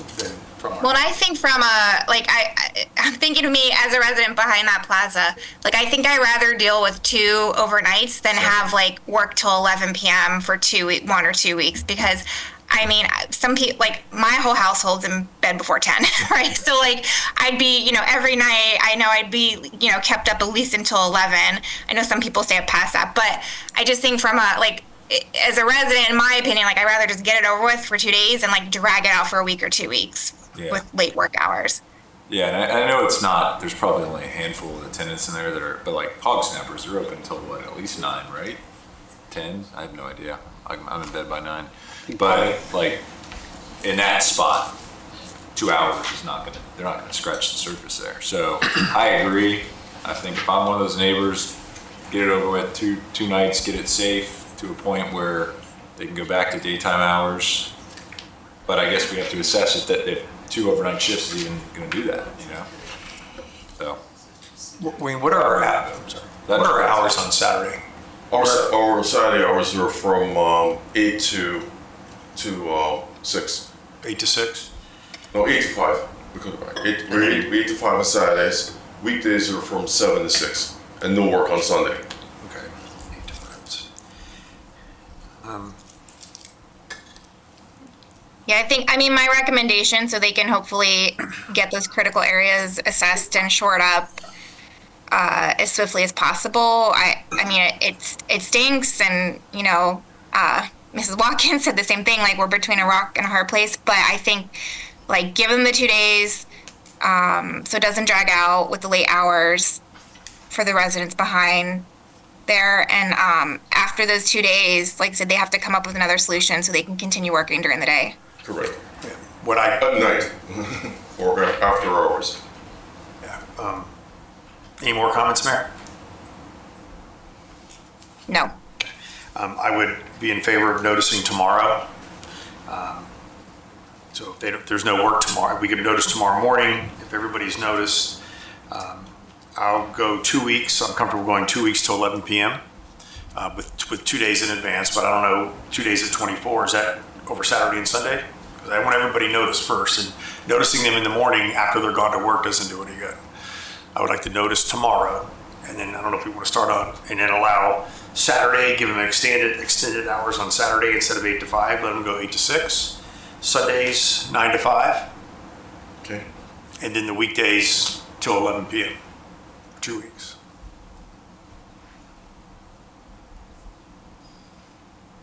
So basically 7 a.m. to 11 p.m. is what I would be in favor of for 2 weeks. I don't know if anybody wants to craft a motion out of that. Yeah, it's just so hard because we don't know what is sufficient. Like if somebody, I'm not asking them to do it, but if they could stand up and say, hey, you give us 2 overnight shifts and we can have this thing short up and safe, I would be in favor of that, but we don't have that information. Yeah, and that's where I'm stuck too, because we just got this today, and now we're hearing again, getting more information right now that business owners might not even really know what's going on, property owners around it might not know what's going on. Yeah. I'd almost, what if we just start, is it possible, if we started with a decision to some degree tonight, and it's going atrociously, Wayne can come back, or make a decision to tweak it? Or does it have to be like solidified by whatever we say tonight? Well, whatever you say, whatever action the council takes tonight will be in place until The date. substitute Okay. action might be taken in the future. Whenever that Keep might in be. mind though, I mean, their schedule, we don't meet again till February. So like, Well, that's I why don't I'm think asking. we call a special meeting for this. That's why I think we need to just kind of rip the Band-Aid and make a decision now. I guess I'd like to know how much they can my- get done in 24 hours. My opinion, or my suggestion would be, we notice the occupants of the neighboring properties tomorrow. They don't do any work tonight. I'll call them in a few minutes, they'll pack up and go home. Nothing's happening. And then they'll provide notice. They'll come back tomorrow night, work 24 hours, so we'll work all the way through Friday night and Saturday night. And if they can carry this through Sunday and wrap up by Sunday afternoon at 5 p.m. And that should be enough time to safeguard the building. If that's the case, I mean, I'm just thinking if it were me behind there, I would prefer that rather than 2 weeks of 11 p.m. Yeah. I agree. And then we're done. And then Yeah. let them come back and tell me what other safety plans that they can do for future. When you say 24 hours, you mean 2 overnight shifts? 2 overnight shifts. Not work during the day, Saturday or Sunday, or what? Yeah, they're not working Saturday the daytime. They'll come in the night. Okay. So they'll do an overnight shift on Friday night. On Friday night. Yep. Overnight shift on Saturday night. Work through to Sunday at 5 o'clock. And then that's it. That would be a suggestion. I mean, not knowing the desires of the tenants, what they would prefer. Provide notice tomorrow. Yeah. First thing in the morning. I like that better personally than 2 weeks until 11 p.m. I mean, that's just me, but No, I don't like 2 weeks. I like what you just said. yeah. Hey Keith, since I'm not presiding over the meeting, can I make a motion or am I still not allowed to as the mayor? No, the chair of the meeting tonight is Mr. Sartory, so he would not be able to make a motion, but... So I can make a motion. I make How a about that? motion Welcome to the with party. Wayne's recommendation. I will second that. So let's be clear, Wayne, can you repeat for the record your recommendation so we will? Sure. So for the record is the neighboring properties need to be noticed tomorrow. No work will commence outside of construction hours until tomorrow night. And they'll be working through Friday, tomorrow's Friday, yeah. Work through Friday night. And they'll be working Saturday night. And those overnight shifts would be, as stated here, 9 p.m. to 7 a.m. Yes. And then Sunday, 9 to 5. Then, and then Sunday will be Till 9 to 5 p.m. on Till Sunday. 5 p.m. They will not be working Sunday night. Correct. Work Sunday will allow them to work on Sunday, will allow them to work on this Sunday. this Sunday. Yeah, so this order will terminate on Sunday, was that the 11th? On Sunday, the 11th. I would second that. Mayor, are you okay with that? Yeah, I made the motion. I'm good. I just wanted to clarify Sunday till 5. So Yep. Nope, I was clear on Wayne's, yeah. We have a motion and a Suggestion. second. All those in favor? Aye. Aye. Aye. Aye. No. Okay, motion carries 4-1. Good luck, Wayne. Anyway, Okay, again, renumbered agenda item number 16, consider Quest Trace Condominium Association stormwater fee credit appeal. And I thought this was going to be the challenge. Council, with council's permission, if I can kind of give some background, very high-level background before we turn it over to the utility director. As you all know, the village has a stormwater utility, and that stormwater utility assesses annual fees to all properties in the village based on their use or contribution to the stormwater utility system and the benefit that they derive. This has been going on for many years. Our code, among other things, has a mechanism where a property owner who is assessed a stormwater fee can ask for relief from that fee from the utility director. And there's a process at the administrative level where the property owner and the utility director will talk through it, and the utility director is authorized under the code to make a decision to grant some relief to the property owner or not. And if the property owner is satisfied with the decision that the utility director makes, then life goes on and we carry on. However, the code also provides a mechanism for the property owner to appeal a decision of the utility director that denies the relief that they've requested.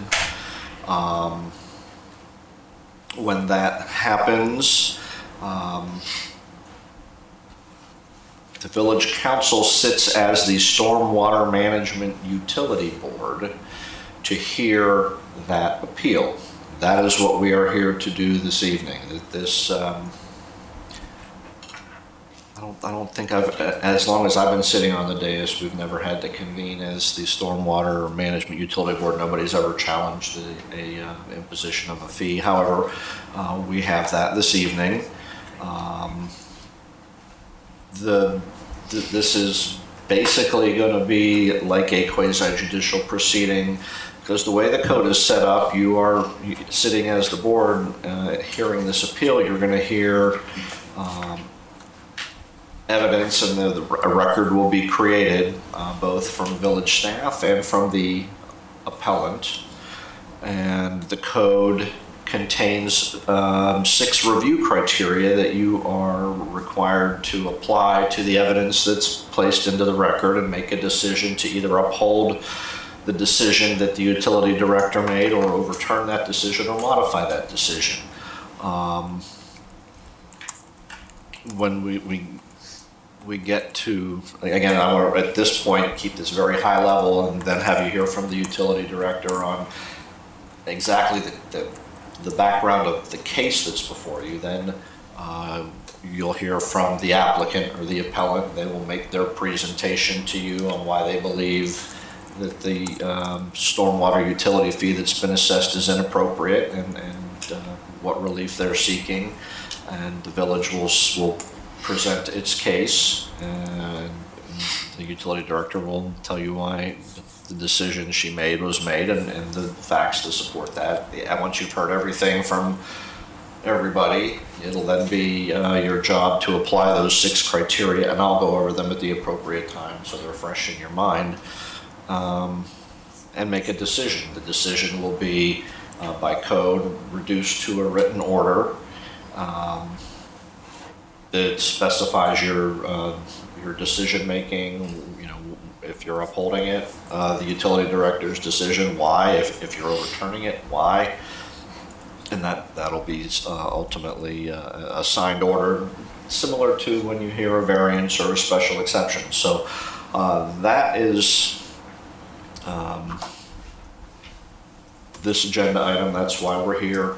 There will also, at the appropriate time, I think after you've heard from the appellant and from village staff, take public comment. And again, this is not especially with public comment, not a Q&A. It's give your 3 minutes.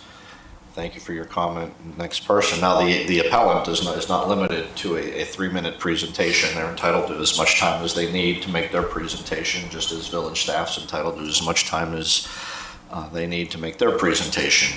Once you've heard everything, you're certainly entitled to ask your questions of the appellant or village staff, and so that is a high-level explanation of why we're here and generally what the process is. Unless you have any questions of me on that level of procedure, I would suggest turning it over to the utility director to give you the background on the actual case. And once she's done that, then we will turn it over to the appellant to make their presentation to you on why they believe their appeal should be granted. Are there any questions on any procedural questions from council? No questions. Mayor? No. Okay. Allison, please. We don't have to. I'll swear everybody in after. Actually, I guess this will be part of your presentation, so I guess now would be the appropriate time. As I indicated, if you're going to be offering testimony to the village council sitting as the Stormwater Management Utility Board, that testimony needs to be under oath, so I'll need to swear you in. I can swear everybody in at the same time, so if you'll all please, whoever's going to be testifying, please stand, raise your right hand, and I'll swear you all in together. Do each of you swear or affirm under penalties of perjury that your testimony to the village council sitting as the Stormwater Management Utility Board will be the truth, the whole truth, and nothing but the truth? I do. Thank you very much. You can proceed. Thank you. So just giving a little bit of background on this situation. For the purpose of this discussion, I will refer to Tequesta Trace Condominium Association as TTCA or Tequesta Trace. A little bit of background on Tequesta Trace. It's comprised of 16 residential buildings with 134 units. It was developed in multiple phases beginning in 2001 to about 2002.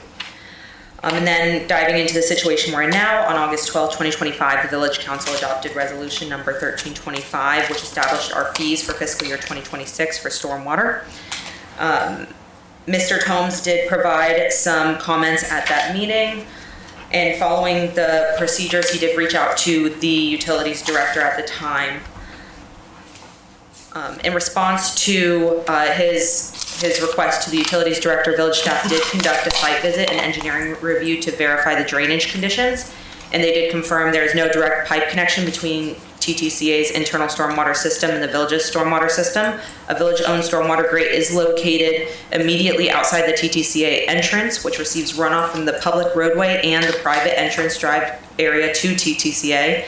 In the event of an extreme rainfall event or a structure failure of the TTCA system, stormwater could overflow from the property into the adjacent village-owned stormwater infrastructure.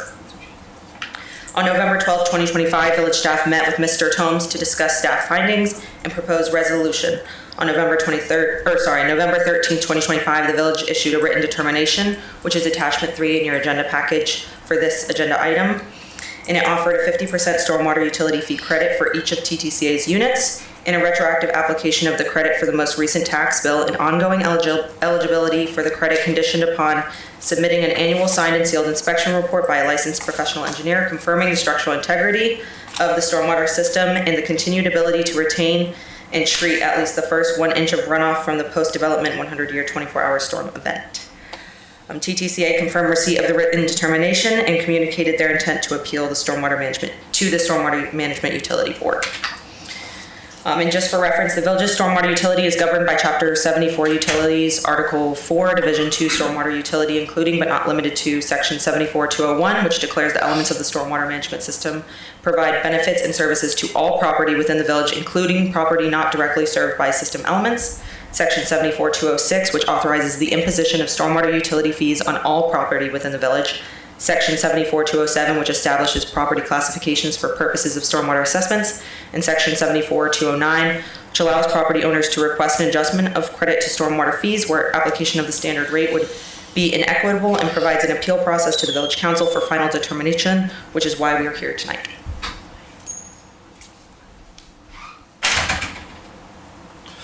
Okay, if you're That's the background, and then Mr. Tomes will okay, speak, so and then I I think will. we're at the point unless the council has any questions about the sort of how we got here presentation. It would be appropriate to allow the applicant to make their presentation to the stormwater management utility. No questions. Thank you, Allison. Mayor, any questions before the appellant goes? No. Okay, thank you. Mr. Tomes? Here again, Mike Jones, Director of Aquesta Trace Condominium Association, living at 110D Lighthouse Circle. My background is are there any engineers on the board? That's a simple question. I was a professional engineer, now retired, and also a land surveyor. Worked in multiple states, licenses in over 10 states. And I worked for utility companies, Chester Water Authority, Philadelphia Electric, Long Island Lighting, practically all the telecommunications and CATV companies in the fiber optic counties, and some manufacturers and such. The initial contact that I made to the board, it was to the council, here at the board, was that there was an error made. And I did this first by a phone call, and not a phone call, an email to the department advising them that there's an error. And I was basing that on communications that were sent out, 2 letters stating this is what your fees are going to be for 2025 and 2026. Sorry about that. The initial contact having been made, TTCA was included in the VOT's annual stormwater non-ad valorem assessment role as an ERU units that it didn't actually fit into that program. One of the conversations I had with Jeremy, he was referring to us as a home unit owner. We are a condominium. There's a slight difference. Condominium owners own the property from the unit itself out to the paint on the wall. And they have access to the sidewalks. It's a common access to the sidewalks and driveways. So there's a slight difference there. She's already given you the code reference.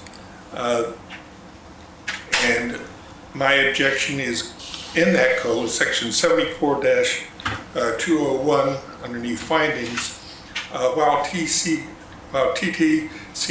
is within the corporate village limits, it receives neither benefits to or is provided service for its property. And this whole thing is property. In the conversations that had passed, they were trying, they being the past director, Jeremy, and even occasionally she mentioned it, as the individuals receive benefits and we receive welfare, but we don't receive any benefits. It's the property.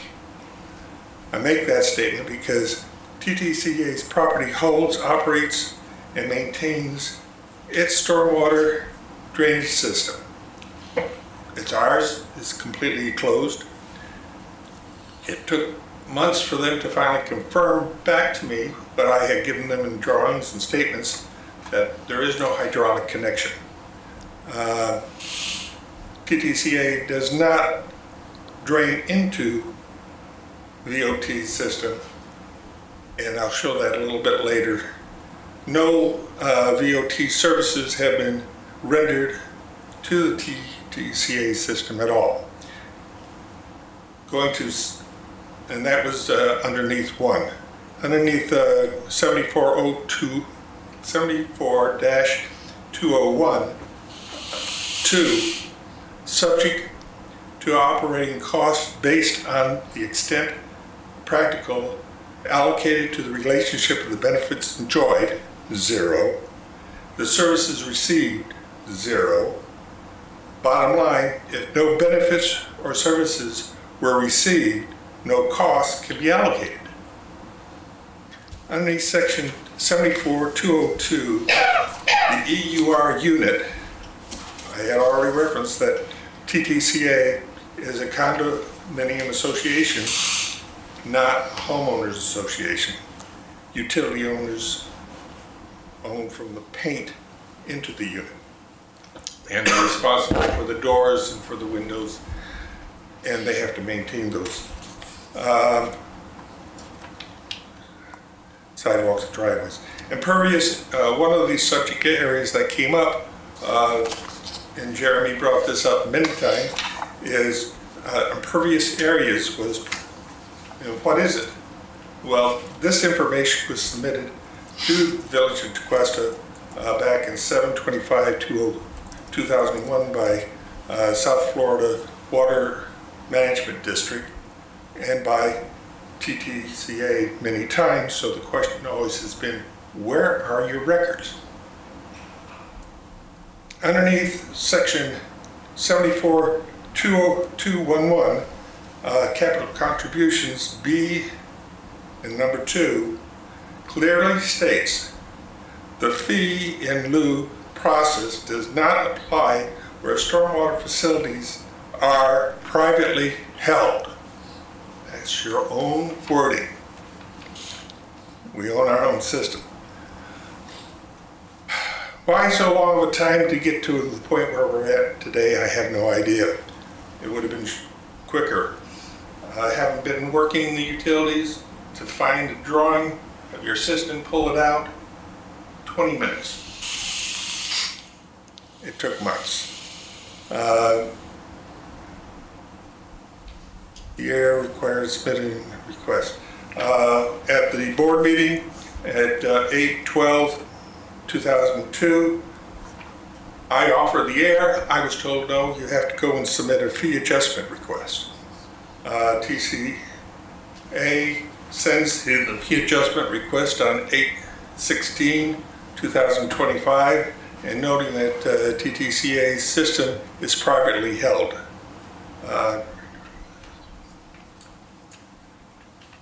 Underneath section 74-209A7, it states that it's the director's responsibility when an error is provided to them that they have to forward that problem and get it resolved.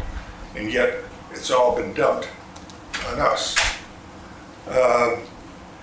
Due date for notifying the Palm Beach County for the tax error process was 9/15/2005. Oh, I finally got notice 4 days later. Oh, you're not connected to our system. Sorry. So they didn't even want to address, my personal opinion, maybe they never wanted to address the tax problem they might have had with the county. TTCA informed that Tom Jensen, PE, from Kinley and Horn, was on the case, and he finally came back on 9/19 and said that you were correct. There is no connection. Finally, there was the meeting, as referenced before. on 11/12, and the proposal was offered. There were inconsistencies noted. I took my handwritten notes at the meeting. The meeting lasted less than 20 minutes. There was discussion about 50% and an engineering letter. I got home, and within 2 hours, the information, along with the handout that Jeremy handed me, was sent out to all the board members.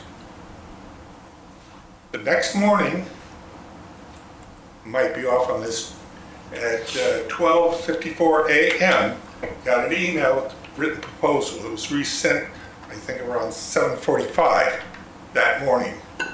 There, they said that instead of just a letter from a PE being stamped and sealed that our system works, that you're now requiring a 100-year, 24-hour, 1-inch storm requirement. Where did that come from? I say that because I couldn't find it in your codes.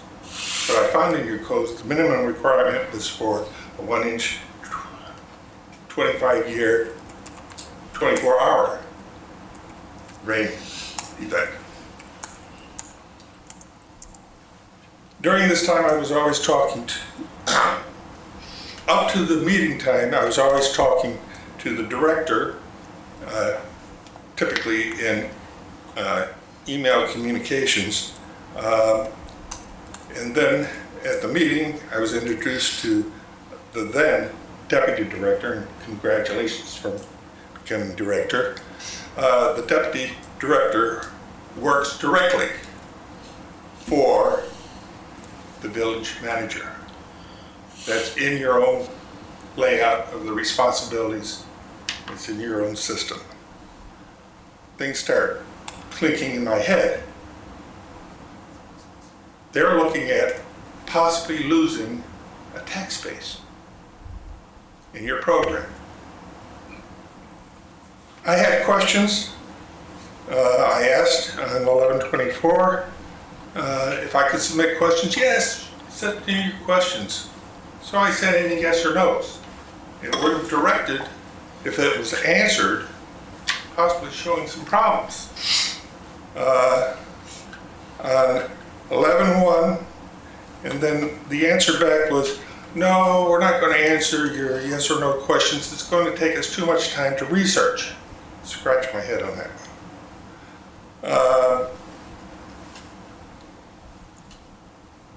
Essentially, the proposal is a determination, and I was told on 12/2 from Jeremy, it's no longer a proposal, it's a determination.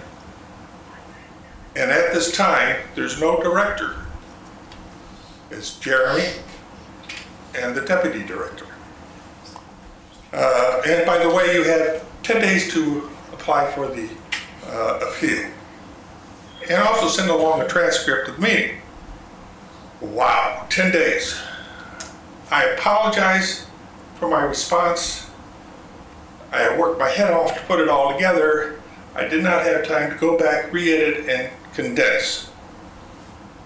It was 10 pages plus 1 page of, it says, all the attachments there too. As I said once before, I went through all your codes. I could not find any reference to the 100-day, 100-year, 24-hour rain event. We received our CO for this part of the development 9/20/2002. Prior to that, you had already received South Florida Water Management District's report. A copy was sent to your engineer. Your code was written in 9/13/2013. You're now asking us, who have already had the system designed and approved, and you approved, to change our design, meet these new requirements. We're grandfathered in.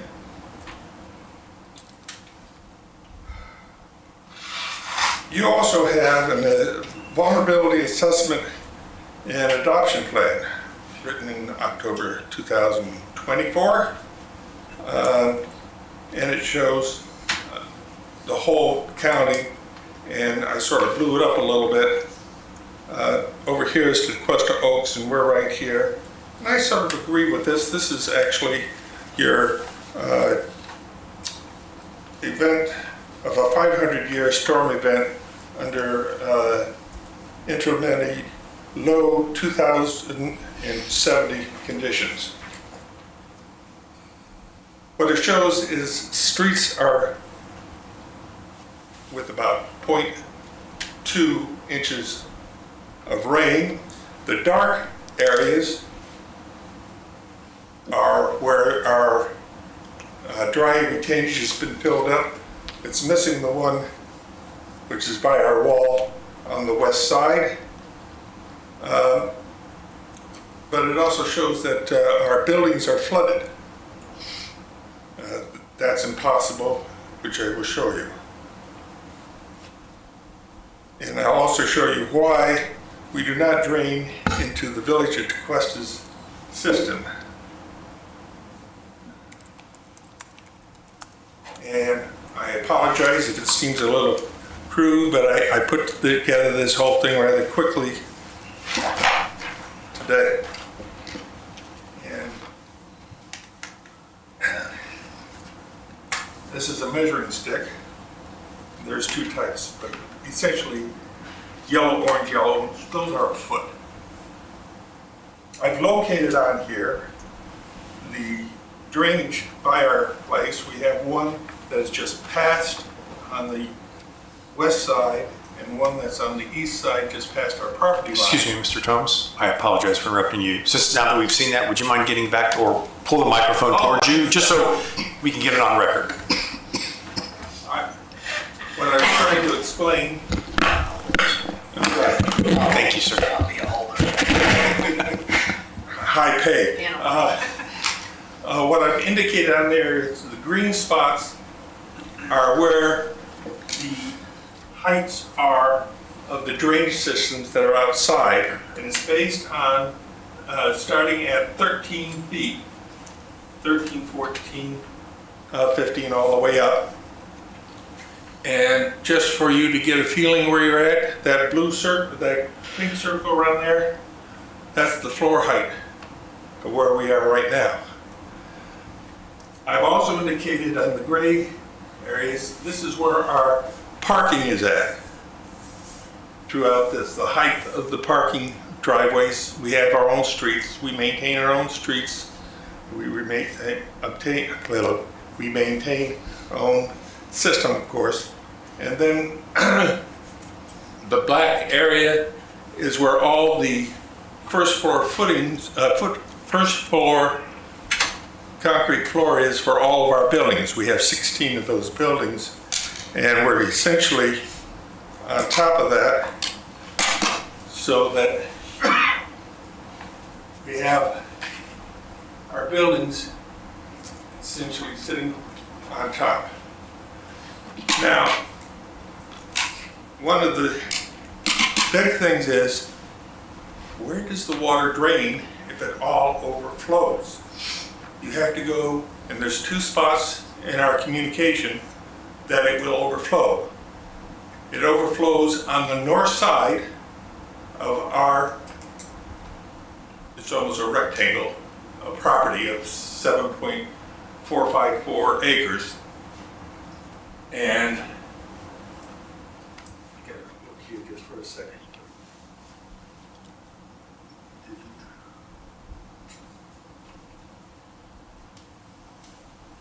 And we sit, just use that. Let's try that again.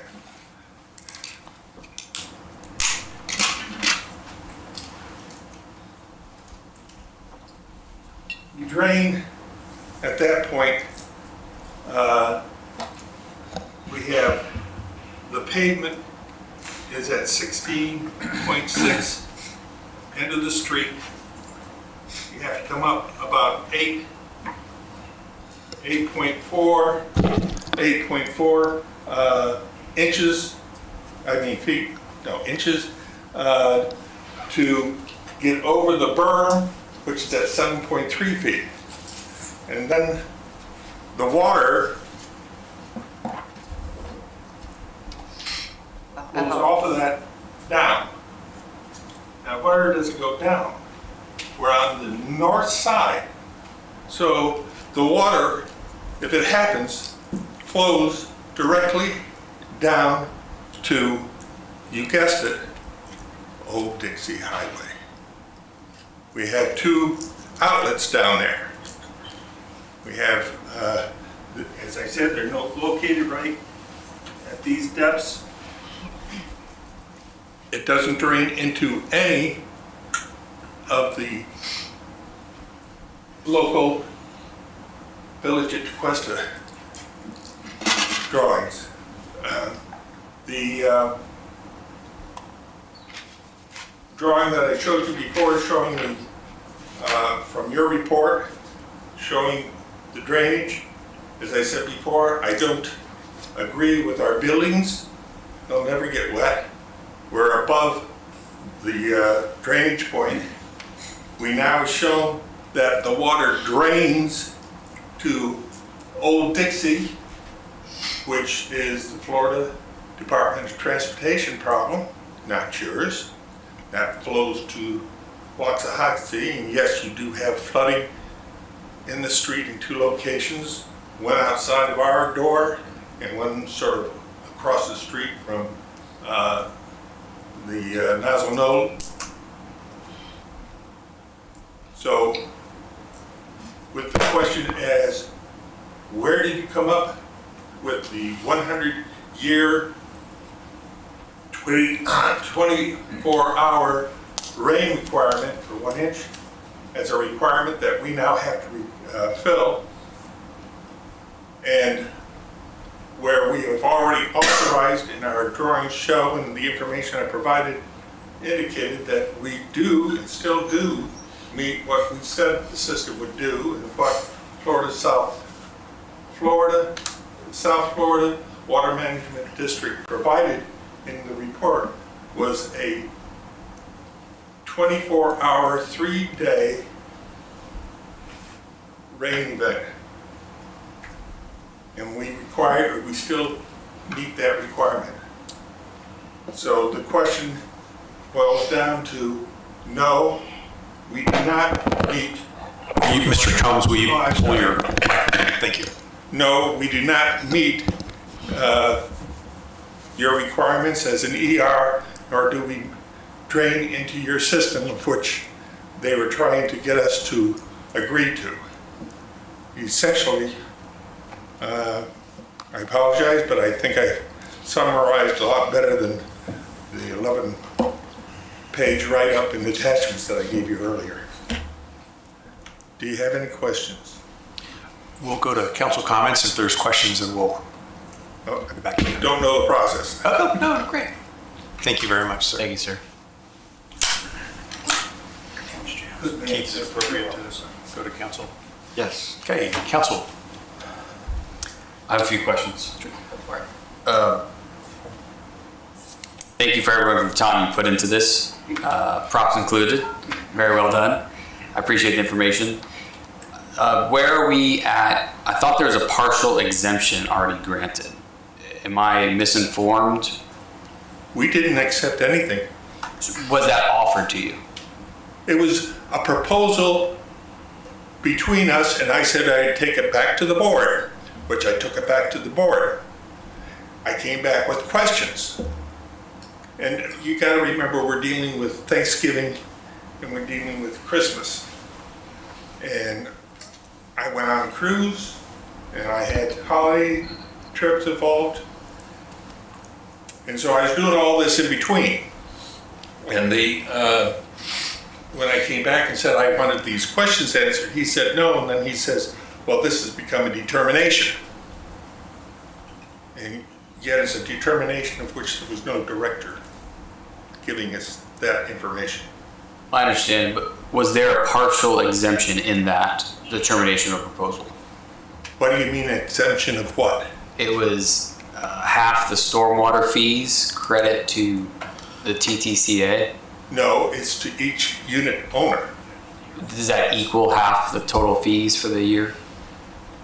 It doesn't come close to what it would have cost us to come up and have an engineering report done for this 100-year requirement.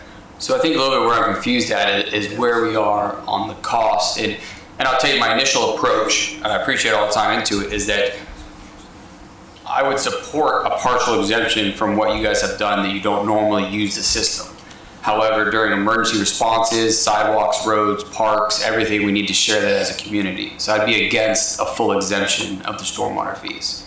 And so what I'm trying to get at is I believe that there was a discussion somewhere along the lines that there was a partial credit for having your own system.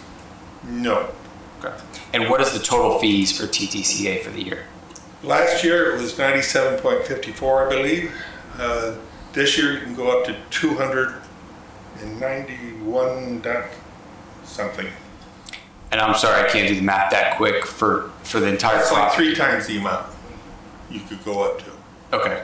And then is there a recommendation on how often the private system should be inspected by an engineer? We do it all the time. I happen to be an engineer. I have other engineers available to us. There was no requirement for you to receive a report. I guess my question is, have you been told by any experts when that should be inspected? Is it 5 years, 10 years, 1 year? I've been doing it yearly. And I also do it after any major rainstorm. I guess, is it certified is what I mean. Never been requested to have it certified. Understood. It's not in our documents, our declaration.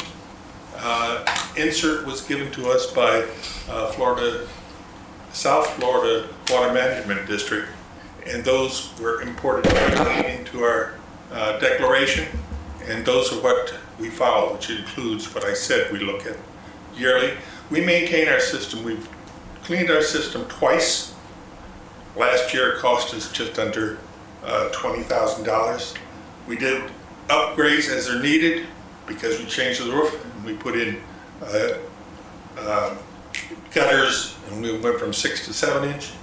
We had to put in drained corrugated piping from the downspout to the bottom of the pit so that we wouldn't have erosion in that area. We just finished that. I think that was what, $6,000, $7,000. We maintain all the time. Understand, and we appreciate that. My final question, and you're asking for 100% exemption of stormwater fees from the Per your own code. Understood. Okay. And then, do you know the cost of having a certified independent inspection of your private facility? Not entirely, because what are you asking me to inspect? The request was written for 100-year, which means I have to redo everything. That means going out, surveying every point, getting all the information back, verifying and new drawings put together, and you're looking at easily 20, 30, 40,000. Okay, so I'll need some clarification on where we stand with that, maybe from the Public Utilities Director. But where I stand right now is a partial exemption, not a full exemption of your stormwater fees, just as we're a shared system. You keep on bringing up shared system. Where's the shared system? Yes, sir. So the We have a roads. problem. We have a problem in that you've taken over the streets at Cuesta Oaks, correct? I'm sorry, I'm not familiar with what you're speaking of. The association next to us, Cuesta Oaks, has its own system like ours. We have 4 dry retaining areas. They had 3. They've never cleaned their system. When we had a storm that left 3 inches of rain in minimal hours, but that was back a few years. It's in my report. Because they hadn't cleaned the system, the water pressure blew all of the oak tree leaves up and blew the grid in one of the holding areas 5-10 feet away. So that system sits right behind all those 3 dry areas. It's right behind our wall where we have 3 buildings. So I'm always concerned about that system. Now, you took over the streets. Did you take over the drainage system too? Okay, excuse me, Mr. Thomas and council member.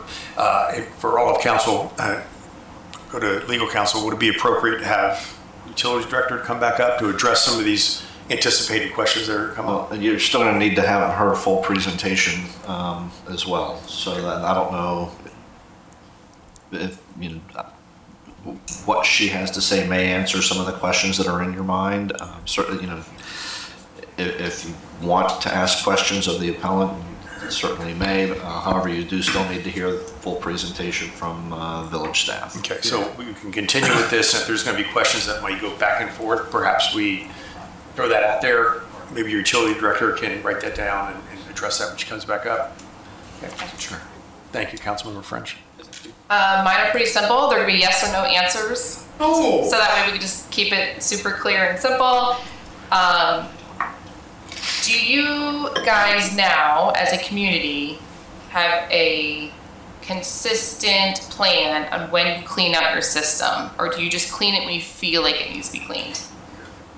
I'm sorry, that's not yes or no. We don't So clean. so do you have a consistent timeline when We you do not guys have a written plan, Okay. okay? Okay, second question. When you guys do these costly maintenance or cleanouts, is it already in your budget from your so-called Yes. HOA fees? Okay. And last question. In the past 5 years, has there ever been, even from hurricane standpoint, an amount of water that you visually see drains out to Old Dixie? No, Okay, that's it for now. we didn't have drain out on the heavy 3-inch rain either. Okay. I mean, is this a question opportunity, or can I just make comments? Should I wait until we get the full? At your discretion. Okay, yeah, I mean, I really appreciate all this. To be honest, a lot of it's over my head. I don't understand anything about hydrology and all, whatever, if that's even a correct term. I guess what it comes down to for me is two things that are, this is in the staff report. I'll start with one. It is a shared system, like Councilmember French said. You have to access your neighborhood somehow, right? You're not an island. So, We are an island. well, there's roads that lead. On the storm water system, we are an island.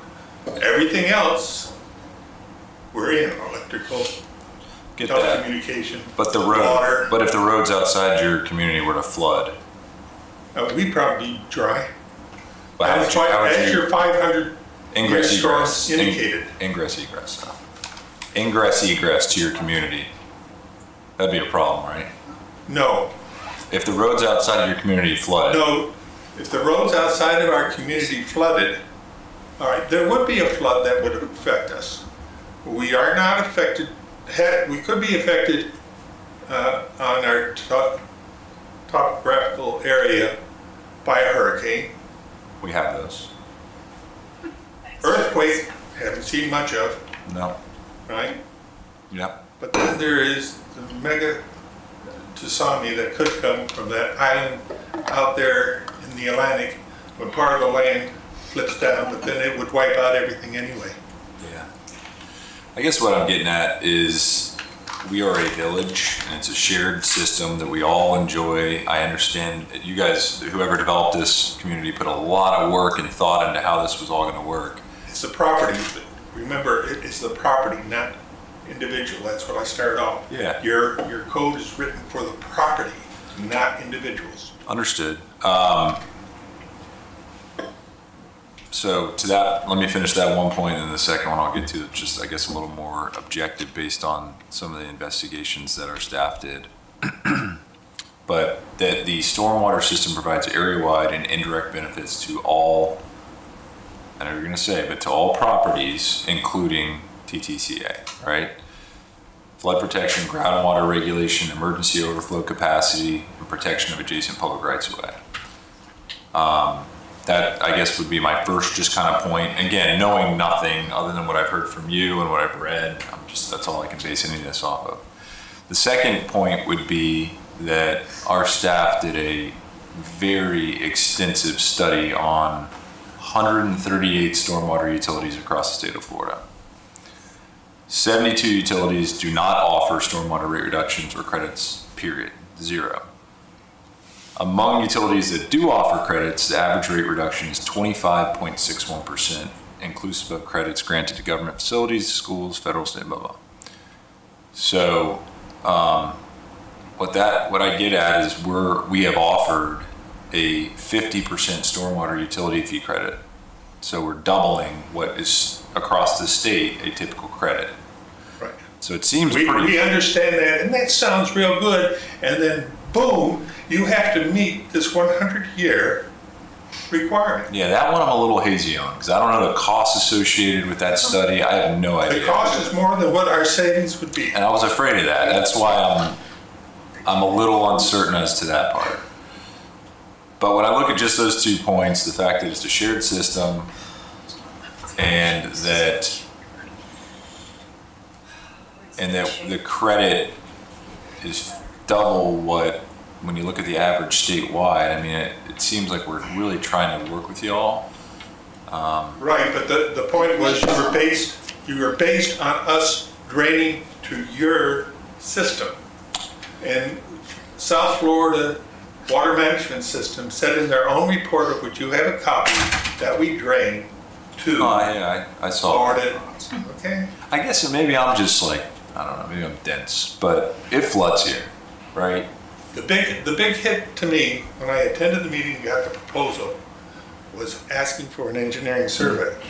The second big hit came the next day when I read my email, and hey, we want that report yearly, certified, stamped by an engineer for 100-year. The 100-year wasn't mentioned. Yeah, The meeting and again, I I had no idea. That's the one part I really can't comment on because I don't know the expense of that. Just don't know. But I've lived here for 5-6 years. I've seen Tequesta Drive. I don't know if it's flooded exactly in front of your community. But this system is designed so that, all stormwater can be properly handled and treated. Or when it needs, if the roads are flooded, it has to go somewhere, right? Yeah, and it goes That's to why I say it's Waxahachie. what's that? Ours drains to Old Dixie, that drains to Waxahachie from Florida. I get that, I do. But you have to access your property somehow. But it's on hill. We're on the hill. We sit above. I'm not talking about your property flooding. I'm talking about the fact that if you can't use the roads because of stormwater, you don't share the benefits of the stormwater that's working on the roads. You're back to the individual now. That's not what your code's doing. I don't know. I guess it's not really. That's the problem. Yeah. Is we're addressing the code. Okay. Well, I'm good for now. Mayor? Yeah, I have, in regards to the 50% reduction of the assessment fee, I align with what Councilmember French and Painter have said, based on the code, the staff findings, or staff report, and then the FSA report that is referenced and compared to, it was 100-something utilities throughout the state. Because you think about it in terms of, what if every property were to contain their own water? You're still, and so no one's paying a fee, you're still gonna have stormwater to maintain throughout the village. And that is why I believe that 50% is still valid, because we have to still pay for the infrastructure for those shared systems. And then in regards to the annual inspection, I know that the standard with the 100-year storm, that is typical. I don't know from a frequency standpoint if annual is necessary. I would like to hear more about that from our utilities director if possible. So the frequency of that report is the only thing I'm questioning. That's it. Okay, and after my comments, we'll have Allison come back up. Thank you, Mr. Tomes, for tremendous amount of work that I know that you put into it, and your whole board, and I'm sure your residents as well. I too share the sentiment of some of my colleagues up here that while I understand that you contain all your own water and it doesn't go into any pipe or anything that we control of, there's still access to the property. We still have to maintain all of the village of Tequesta. And that's where I think the 50% comes in. It's for the capital improvements for the entire, these are my words, not code, but for the capital and the improvements that stormwater provides and the benefit that stormwater provides to everybody that is a village resident of Tequesta or benefits from our roads. So that's why I think that I'm in favor of the 50% reduction. I don't know, I'll defer to our utilities director on the need for a 25, a 50, or 100, or a 500-year flood letter. But I believe that there is the greater good, and if the roads are flooded around you, your residents can't get in and out. You may be on an island, you may be higher than everybody else, and you have no chance of flooding, but you still drive on the roads day in and day out throughout the village of Tequesta to go to different places. And I think that's what the 50% is for, is to take care of that portion. Section in our code, I believe it is section 74206, where it says that the imposition of stormwater fees on all property within the village of Tequesta. Is that correct? And maybe so all properties, individual people. I know they're caught up in it. There's a semantic issue going on about property versus development versus individual unit owner. But Tequesta, TTCA is a property, how I look at it, and it needs to pay, and we have the right for what I see, section 74206, we have the right to impose the fee. I am comfortable getting it down to 50%. But can I ask a question? How long have you guys been paying stormwater fees since 2000? I think you said 2005. Everybody in our community had to pay in 2005. So at the original platting or development of this development, it was agreed upon that, so everybody's been paying it, and then now, or in the last several years. It wasn't until we got the letters sent out that arrived at my door. I said I never got notice as, I'm sorry. Okay. I apologize. I've been president of the association for 15 years, now I'm just a director. Okay. And I never got notice from the village of this requirement in the add-on alarm. But your association's been paying. No, individuals have. I'm sorry, sir? Individuals have. Individuals have been doing it. Okay, so this is on behalf, so you're speaking on behalf of the individuals and what they are billed, correct? Right. Okay. And the whole thing that we were, as I said, it was, the proposal was offered saying engineering report. I can sort of live with that, right? Our property, maybe 2% is outside our retainage area, maybe 2%. That's minuscule when you look at the total acreage. But when they come back and say a certified letter, stamped engineer for the 100-day storm, which is beyond what the system was designed for, it may be capable of handling it, but it's designed for, means that we now have to go out and redesign our whole system. We should have been grandfathered in. And the attorney, your attorney should be able to speak about Yeah, that. I understand that, and thank you for the clarification. So what I heard you say was the individuals are paying this. Is it billed to their property tax bill? As an ad valorem tax. As ad valorem tax. So they've been paying it. And every one of those This is the individual first unit, time I've seen it. every one of those individual unit owners drives to and from that property every single day on roads that are maintained, correct? You are back to getting off of the code and into the individual. The code says that all property. Property, not owner of property. Okay, right. We're not. Semantics, I Okay, I know. understand. I'm going to defer. I'm done with my comments. Thank you, Mr. Tomes. Going to go back to Allison now. If you come back up.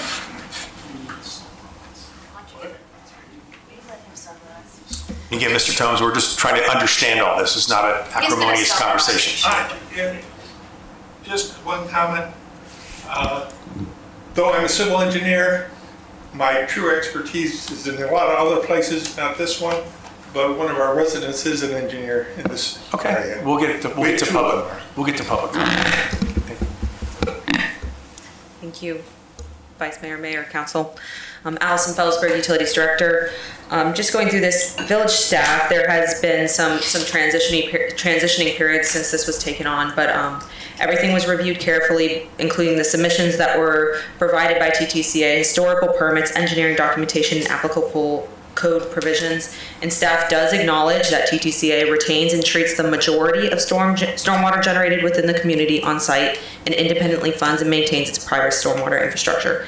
However, we also found that the village's stormwater system provides area-wide and indirect benefits to all properties, including TTCA, such as flood protection, groundwater, so on, as Councilmember Painter had acknowledged earlier.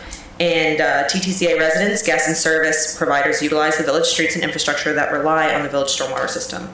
Complete exemption from stormwater utility fees would be inconsistent with the findings and intent of Section 74-201 and could undermine the uniform application of the stormwater utility. And so in determining the fee that we got to, staff conducted extensive research into statewide stormwater utility practices, as mentioned previously. And we believe that the rate and reduction that we provided is appropriate for this type of situation, and we want to emphasize that this level of credit reflects reasonable balance between recognition of their privately owned, maintained stormwater system and the continued indirect benefits provided by the village's stormwater infrastructure. For instance, if the road outside of TTCA was to flood, it would overflow onto TTCA's property, which it would impact the properties within that condominium association. Instead, we do have a stormwater grate that is directly outside, just west of the entrance drive to TTCA on the southbound side of the property, where both water from the drive into TTCA does overflow into that portion of property, and that does capture all the stormwater that would go into their property if it was not to exist there. And I will take any comments or questions. Address the request for the. The 100-year.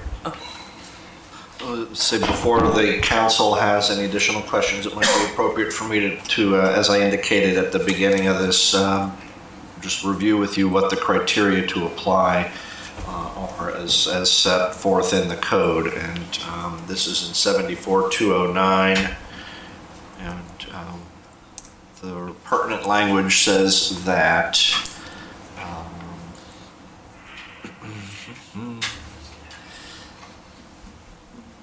in reviewing denials of requests for adjustment, the Stormwater Utility Board shall apply the following standards and review criteria. Number one, existing or special characteristics of the site or parcel for which the adjustment request is made. Number two, the amount of on-site impervious area. Number three gets to a fair amount of the conversation that we've had. Number three is, was the 25-year frequency, 24-hour duration storm criteria the minimum standard recognized by the director?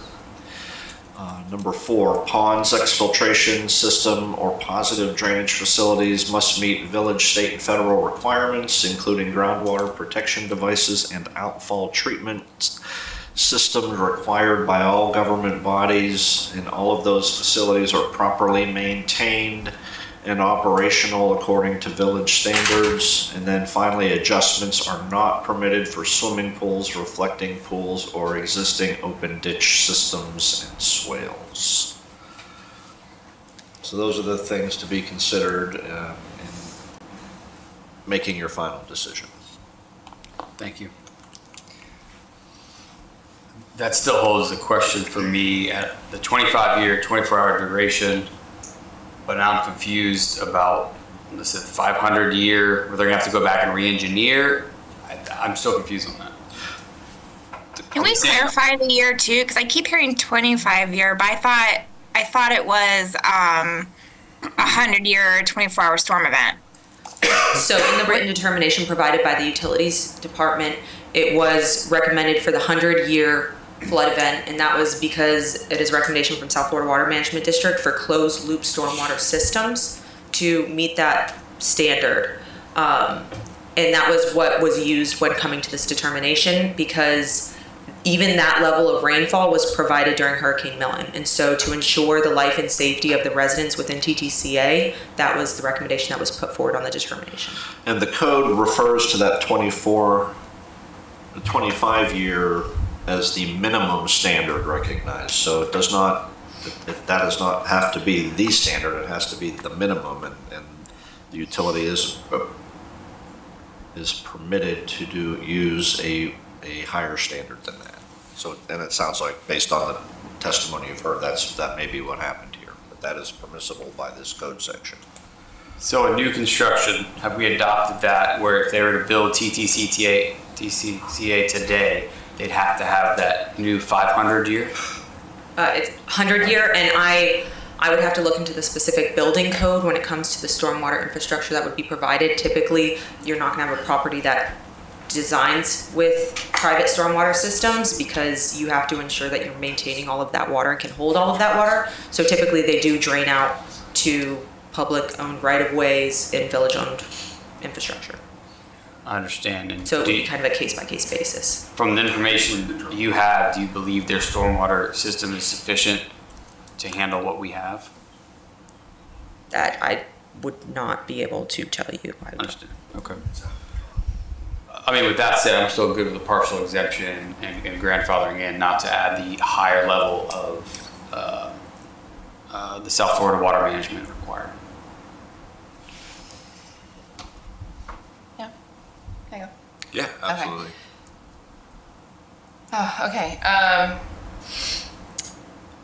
In regards to the 100 year, out of fairness, I'm not going to solely pick on this community unless we're going to do the same thing for all the other ones that are not in the same boat, because nothing in that area has been built in the last 10 years. So unless we're going around telling everybody that they need to replace their systems, I'm not on board with that 100-year system replacement. I am on board with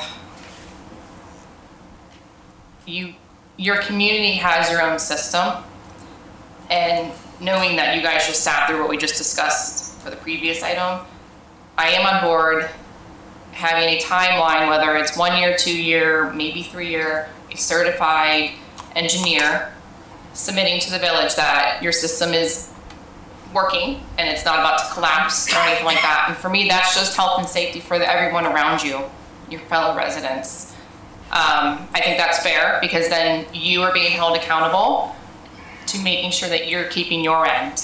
And with that being said, you guys might not like this, but I would actually consider a larger credit, but leaving a portion of the fee there, because when I hear the word island, and I fully understand you are talking about your property specifically, but your property is not surrounded by water, so technically it's not an island. It is physically touching earth that is part of the village. And unfortunately, we've had some hurricanes where people might have their own property, a single house, was up high enough and they were safe, but they needed to get out because it was going to get worse. Now, what happens when there's no investment around your area?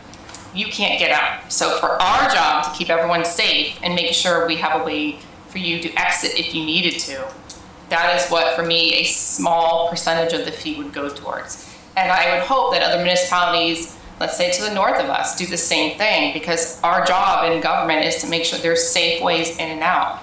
Heaven forbid we need to get people moving. And we've seen what happens when they can't move. It's not good. I appreciate your demonstration. I really love that. But so my fellow council members, where I sit is, I fully understand that they technically do take all their water, but because they are physically attached to the earth of the village, and that water doesn't follow just arrows and lines, that we do kind of share some of the water flowing. Whether it's a bulk over here or a bulk over here, I would consider a larger credit, so they're still paying an investment towards the area around them. But they are being credited for what they are taking on their own. And an engineer certification, I don't know what the timeline is, to make sure their system is working properly. And again, that's going into your safety as well as safety of people around you. There was one other thing. Oh, and then my question about the clean out, I asked that on purpose because we've experienced in our own village, before Jeremy's time here, where some drains weren't cleaned out regularly.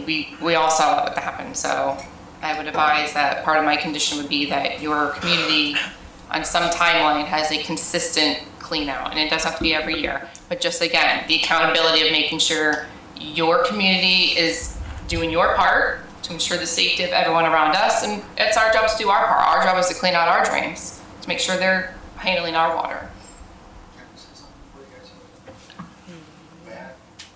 I think that's public comment. I mean, I don't mind Okay. feedback. I'm gonna ask for the procedure policy.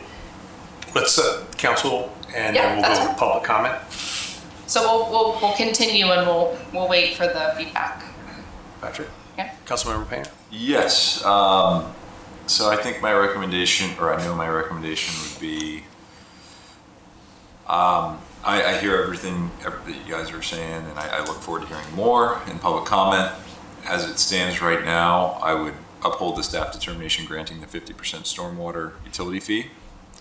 To me, just looking at the study that was undertaken by staff, it's double what the average is. It seems pretty generous, and it's what I was trying to articulate, and Councilmember Sartory articulated a little better. I mean, we all share in the benefit of our roads, our right-of-ways, everything within the village is we all enjoy that at some point. So, you know, that's a shared benefit, and there's a shared cost there, and I think that 50% credit adequately addresses the fact that you have your own enclosed stormwater system, but that you also do enjoy the benefits of the public roadways and everything where our stormwater system also benefits. The annual inspection, or the, what was it? The annual inspection, just to ensure the structural integrity of the private stormwater system. I don't think I'm hearing that that's a huge hardship. Correct me if I'm, well, when you have a chance during public comment, correct me if I'm wrong there. It seems like the second aspect of that, the system's continued ability to retain and treat at least the first 1 inch of runoff from the post-development 100-year 24-hour storm event. I would like to hear more about, because what I don't fully understand, I do not want you to have to redo your entire stormwater system. That's a no-no, absolute no for me. But there has to be something indicating that at least, you know, the integrity and the ability of your stormwater system to do what you're telling us it does, and I'm sure it does. As far as that second part, I'm still somewhat uncertain on. But I think the 50% credit is, in my opinion, pretty fair under the circumstances. Mayor? Yeah, I don't know that my question was addressed, that with that frequency. Allison, can you? You're referring to the comment on that? frequency of the inspections? Yeah, I mean, especially if the system's in good condition now, we know it. I mean, is So we as a village are annual really necessary? Could it be just to give them some relief there? Could it be biannual, but maybe with a stipulation that if there's, you know, findings that it's not maintaining, that, you know, they'd have to take action within a certain time frame? So we as a village are required by FDEP to inspect our stormwater system every year and provide those reports annually through our MPDES program. And then additionally, we did do some research in the town of Jupiter. While they don't offer a credit, they do have a grant system where private stormwater systems are required to be inspected and signed and sealed, certified every year as well. So that's where we got to the year frequency. I mean, I guess from your professional opinion, do you think it's necessary annually for a one property with a private water system? I would private honestly, retention system? I would agree that it should be annually. We inspect our system annually and we still have stormwater system failures. Additionally, we may not be like super big experts, but we consider ourselves experts when it comes to stormwater, and seeing the telltale signs of a collapse before it's detrimental are sometimes hard to identify. And then additionally, TTCA, the roads The stormwater, it is private in there, so we aren't going in and constantly walking through the area like we do with all the other areas we have. So if there was a failure, the village wouldn't know in order to ensure that it was taken care of expeditiously. So I think for the safety of the community and to ensure that we're covered if we're giving a credit or a release on their fees, I think that it would be appropriate for a year. Okay, thank you for clarifying. I stand with my colleagues with the 50% relief. Our code, I heard, requires a minimum of the 24-hour, 25-year. Yes. And that is what that's what it's built to. 72 hour, 25 year. 72 hours, 25 years versus 24. 3 days. 3 days. Right. So I'm agreeable to the 25 years, make no adjustments to the structure itself, but I would agree to that. It's what we allowed 21 years ago or 25 years ago, so I'd stick with that. So I'm same thing, 50% relief with the annual letter, because if we have to submit that our systems are working, I think anybody that runs their own closed loop system should be required to do the same thing, because they are basically their own stormwater utility. So we need the same assurances. So that's why I would say stick with the annual letter, but I'm okay with the 24-hour, 25-year. I would be okay with that Jeremy as well. That is what's in the majority of our building code when it comes to public stormwater systems. So I would understand where that comes from. I think that was just put in to ensure that because it's a closed loop system, that it would be able to handle a storm like Milton. So that's where it came from, but I agree if that's what you want to change it to. Okay. I think we'll go to public comment. If you've had full council discussion. At this point, I think we're ready like to hear public comment. Yeah. Mr. Tomes put in public. Well, I think I asked him to because when he was He's the first one he here, did and I asked him register. to, so he's good. Jeff McLean. Yes, ma'am.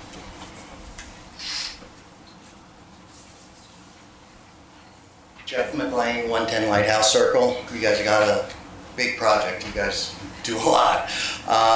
Two things. I'm looking at it a different way. Instead of us maintaining our system, if we hooked up to your system and you took all the expenses, that would take the expenses off of us. That would allow us to use the pond that we have or the retaining area as parking spaces. Because we do not have enough parking spaces, not because of you, but because of all the board members prior. So a win-win would, you guys pay for us to hook up. We can take that area and make parking spaces, and it's a win-win for both. Okay, that way we're not maintaining it. I'd be happy to pay you. Okay, that's the way I see it. Okay, instead of going through all this engineering and everything else. So that's my piece. Thank you, Mr. McLean. Appreciate it. Thank you. Thank you. Thomas Stilley. Good evening, my name's Tom Stilley. I live at 105D Lighthouse Circle in Tequesta Trace. I'm a licensed professional engineer. I'm a civil engineer background. I'm not licensed in the state of Florida. I'm licensed in the state of New Jersey. Since 1990, I've designed stormwater systems in my past, and I've lived at Tequesta Trace for a couple of years now. My big point is I understand the connection between our closed system and the benefits of the larger community and the greater good. But I don't think a 50% reduction is fair, because any one of the council members, if I asked you to pay we contribute about 2% of surface area to the village.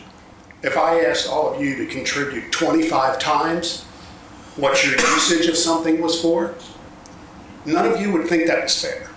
So I was very encouraged by Councilwoman Brandon's thoughts about possibly increasing the amount of credit that would be granted. I think you've already, kind of decided through discussion that the additional requirements are not fair to be imposed. I would certainly agree with that.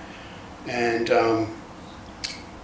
yeah, and I guess on one hand, the village has gotten the benefit of 20 plus years of stormwater payments that where we haven't raised this issue previously. So I think that's worth some goodwill as well. Thank you. Thank you. Okay. No more comment. No more? Sorry, I didn't hear Final. anything more.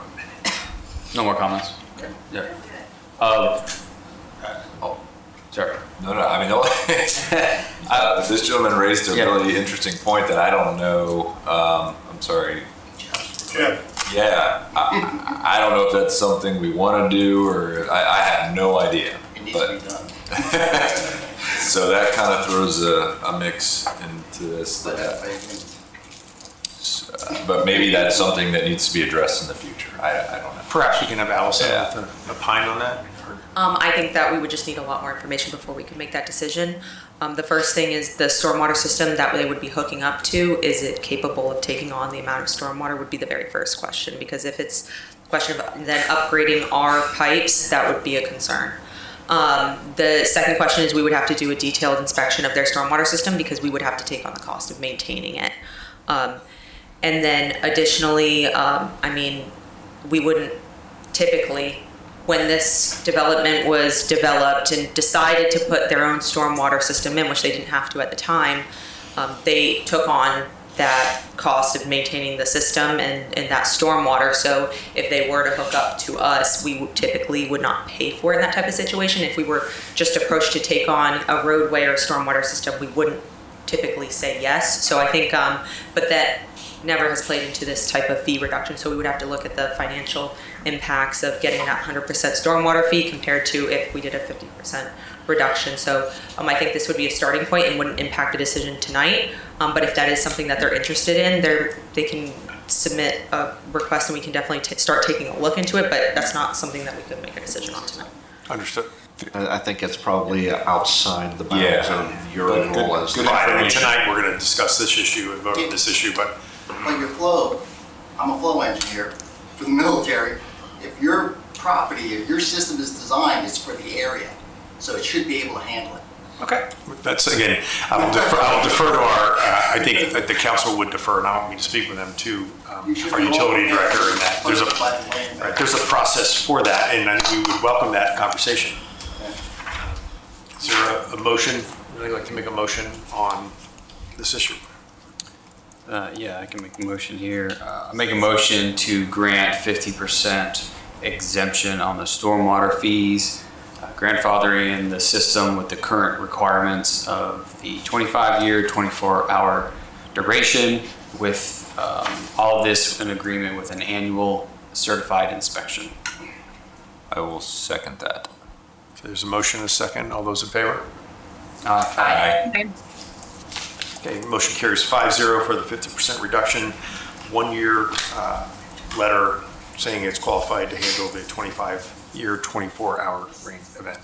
And I'll prepare the written order, and that'll be ready for you probably tomorrow. Okay, thank you. Item number 17, variance number 02-25. That's an application from 2GHO. And this is also a quasi-judicial proceeding. If I can do the swearing in and ex parte disclosures. Anyone who's going to be testifying to the village council on variance 0225, I need to swear you in. Do each of you swear or affirm under penalties of perjury your testimony to the village council will be the truth, the whole truth, and nothing but the truth? I do. Thank you. And then back to the council, disclosure of ex parte activities, discussions with staff, the applicant, site visits, third parties needs to be disclosed for the record at this time to eliminate presumption of prejudice. I've walked the site and spoke with staff about the variance. I have, unrelated to this, been to the site, and I've spoke with the village manager about the variance. I've asked Jay if there was any building design submittals, just things for our backup, and I used to bank there, so I'm very familiar with that property. Mayor? I've talked to staff and the applicant. I have spoken with staff. I spoke to Mr. Gentile, part of the applicant. And in the lobby, I spoke to one of the other applicants, Mr. Feinberg, because I've known him for a number of years. So I did speak to him told him good luck this evening, so. Then we can proceed. Thank you. Good evening, Jay Hupsch, Community Development Director. Happy New Year. I know you guys have had a tough night, so I'm sorry to bring a zoning variance before you after all that. I'm going to hand it over to George Gentile, and then I'll kind of follow up with a quick overview. Thank you, Jay. Thank you. Welcome, George. Thank you for having me. It's been a while. I'm here tonight representing the Wine Vault of Tequesta, which is the business that Mr. Feinberg and his partners own. And they're looking forward to possibly opening up at 171 Tequesta Drive, which is the old PNC Bank, which has been closed for quite a while. We've actually been working on a number of plans for this, and there's certainly going to be a lot of other uses that may not be desirable in this area, but we think that this is appropriate use. This is your mixed-use center. This is where activity should be. This is where gatherings happen, and we feel that this is an appropriate use. I'm going to go over this very quickly because I know the hour's getting late. Y'all have been sitting here for quite a while, but we're looking to redevelop the 4,000 plus square feet building, and the drive-through lanes be taken out for this 1.04 acre site. You know where it's located. The property is currently zoned mixed use, and land use is mixed use as well. The redevelopment proposal consists of a collector wine storage facility, so they will actually be using a vault, which is in the bank, which is very appropriate for their members. This will be mainly a members facility. The main object of the project property is to have the storage, of course.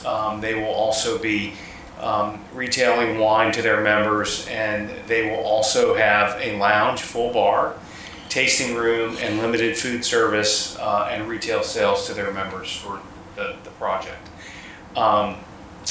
The request is for a variance to your code, which requires that any use selling alcoholic beverages have to be 1,000 feet distance door to door in a straight line away from a school, and there are other uses, churches and those type of things. So we are asking for a variance of approximately 747 feet, because this facility is about 253 plus or minus feet from door to the back door of the Harvey Academy. This is the site, and again, I'm not going to go over a lot. You all have been there, you've banked there, you see it every day. I do want to point out, though, that the parking lot actually goes to that little what we call flag area to the back. So they have quite a bit of parking in the back as well as around the building. So this is the 1,000-foot area. Unfortunately, I didn't think about putting it at the front door where it's supposed to be. So it would actually be a little bit lower to the south, which means it would be even farther away from St. Jude's Catholic Church. But this is the area that it encompasses. And the Harvey School is the only facility being impacted by that 1,000-foot area. These are just some of the other uses around the area. I do want to note that Italiano, which I frequent in the village of Tequesta to make sure you get your tax revenues properly, has great wines and beverages there, and they have great food. So, and they are right within the same door of the facility.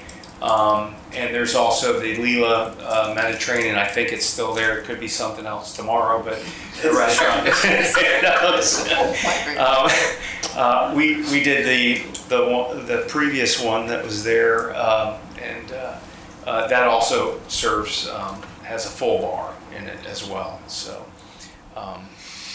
I'll go through this very quick. So here's the distance, door to door. The door to the Harvey Academy is actually in the alley, in the corridor area in the back area, and then our front door is there. That's 253 feet based on the PAPA maps and the request for the variance. We did have a very good meeting with the Harvey Academy, and you all have received the letter. They have no objection to the project. I guess I can't read that from here. Maybe you all can, but I'm having an issue. But anyway, the conclusion is it's a redevelopment of a vacant piece of property. It's going to make it active. That's what you want in that area. It's in the mixed-use zoning district. It will have a minimum impact to the area as it's a membership use, really. And it's mainly for the wine vault because that's what a lot of their people want. And there's a lot of restaurants that are in the area, Capitol Grill. They have their own wine vaults that are around their whole restaurant, and we think it'll be a great use for the area. The hours of operation, because I know that's going to be a question, I'm going to just put it on the table. It will be open from the vault storage and their deliveries and stuff that will be coming in will be from 9 to 10. That's their day, weekdays.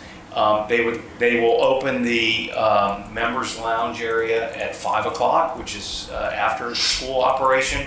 We had that discussion with the school. They would like to be open from 5 to 10, except for Saturday and Fridays. They would like to stay open until 11 for the lounge. Okay, and that is, same Sunday would be a typical day. They would close at 10 o'clock. So, okay, and that's my presentation. I'll be glad to answer any questions. Comments, council? Yeah, I mean, the most important thing to me was the slide of the letter from Harvey School. I mean, that's who we're trying to protect here in our code, right? And if they don't have an objection to it, I certainly don't object. That, and I agree, there's at least 2 other establishments within, one of them, you're right next to it, that serve alcohol, and everyone seems to be doing just fine so far. So I don't have an objection to it. Thank you. So it is primarily wine though, correct? Well, the wine vault is to store wine. They will have wine tastings. They will retail wine out of there. That's Mr. Feinberg's business. But they will have a lounge and a full bar for their members. It's not, won't be able to go over there, but unless I join. Just for clarification, Yes. because it is important. So it's not like an inlet lounge where just Joe Schmo can come off the street and wander in there. It's all members. Okay, that's Yes. fine. Just want to make Yeah. sure we're very clear on that. I appreciate someone trying to do something with the building. Yeah. And the members only, I mean, that's kind of becoming a trend too. We have another business that's kind of members Right. only. Yeah, so I appreciate it. And yeah, I appreciate the community relationship of, where your hiccup was based by code. Let me go talk to that and figure out a solution and work together. I appreciate that. Anywhere Tequesta family appreciates that because that's how we roll. And that's what makes our little small town very personable. And now you can't get through town without running into someone. That's it. Thank you. I do not have any questions. Thank you for the presentation. I support the project. Thank you. Mary? I don't have any questions or comments. I support the project. Okay.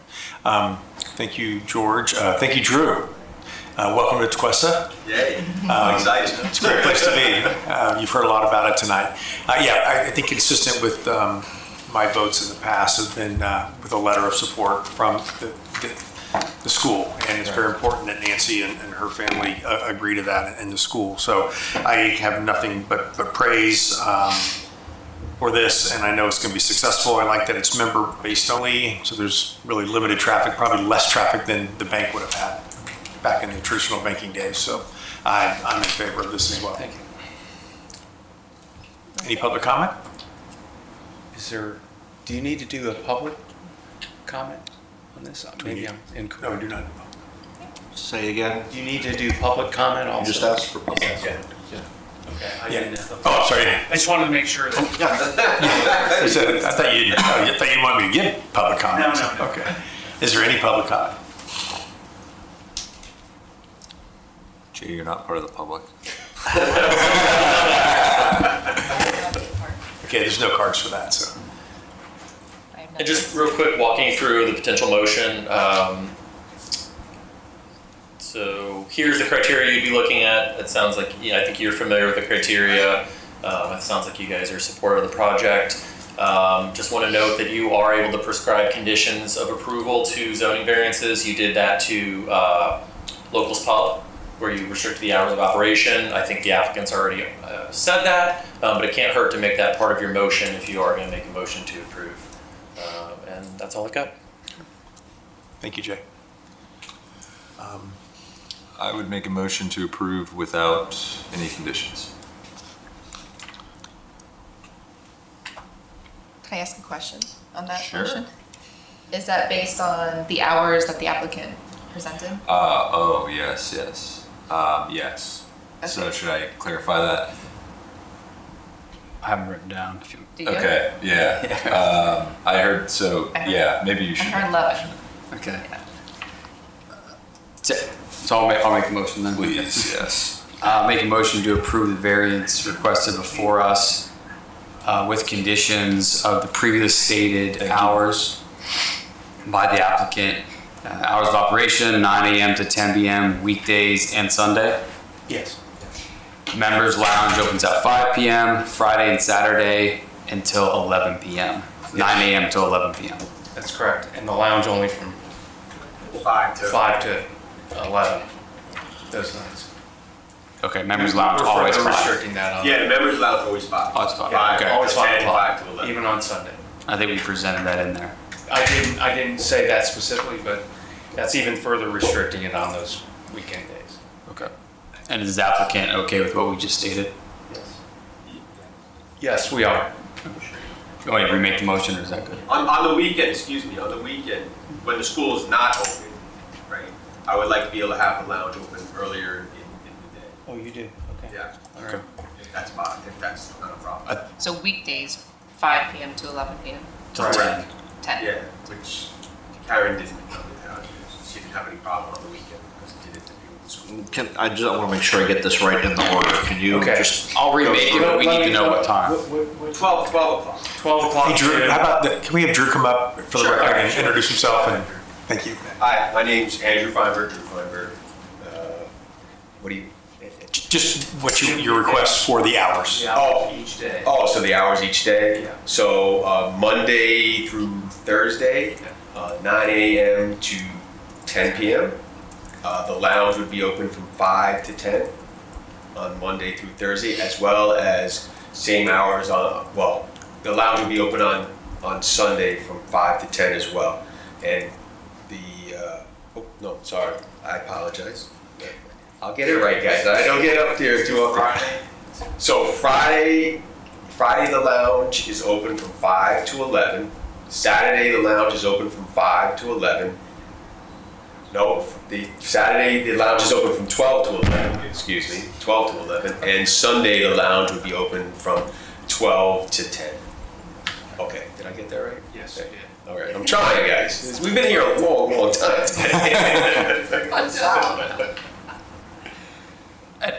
all right, so I have the lounge hours, but in terms of the vault, that's 9 a.m. 10 on, the vault will be open at 9 o'clock in the morning until the closing time of each of those days. Of each of those days. Okay.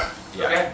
Yeah, people are going to be able to go into their wine vaults. They're just going in there to get their wine out. Yeah, or have the sommelier team, take it out for us. Okay. I should have took that from you. Okay, I'll remake the motion then. So I make a motion to approve the variance before us with the conditions of the operating hours as previously stated. Hours of operation, weekdays, Monday through Thursday, 9 a.m. to 10 p.m. Friday and Saturday, 9 a.m. till 11 p.m. Sunday, 12 to 10 p.m. And then Saturday, it would be opening at 12 p.m., Yes, the lounge.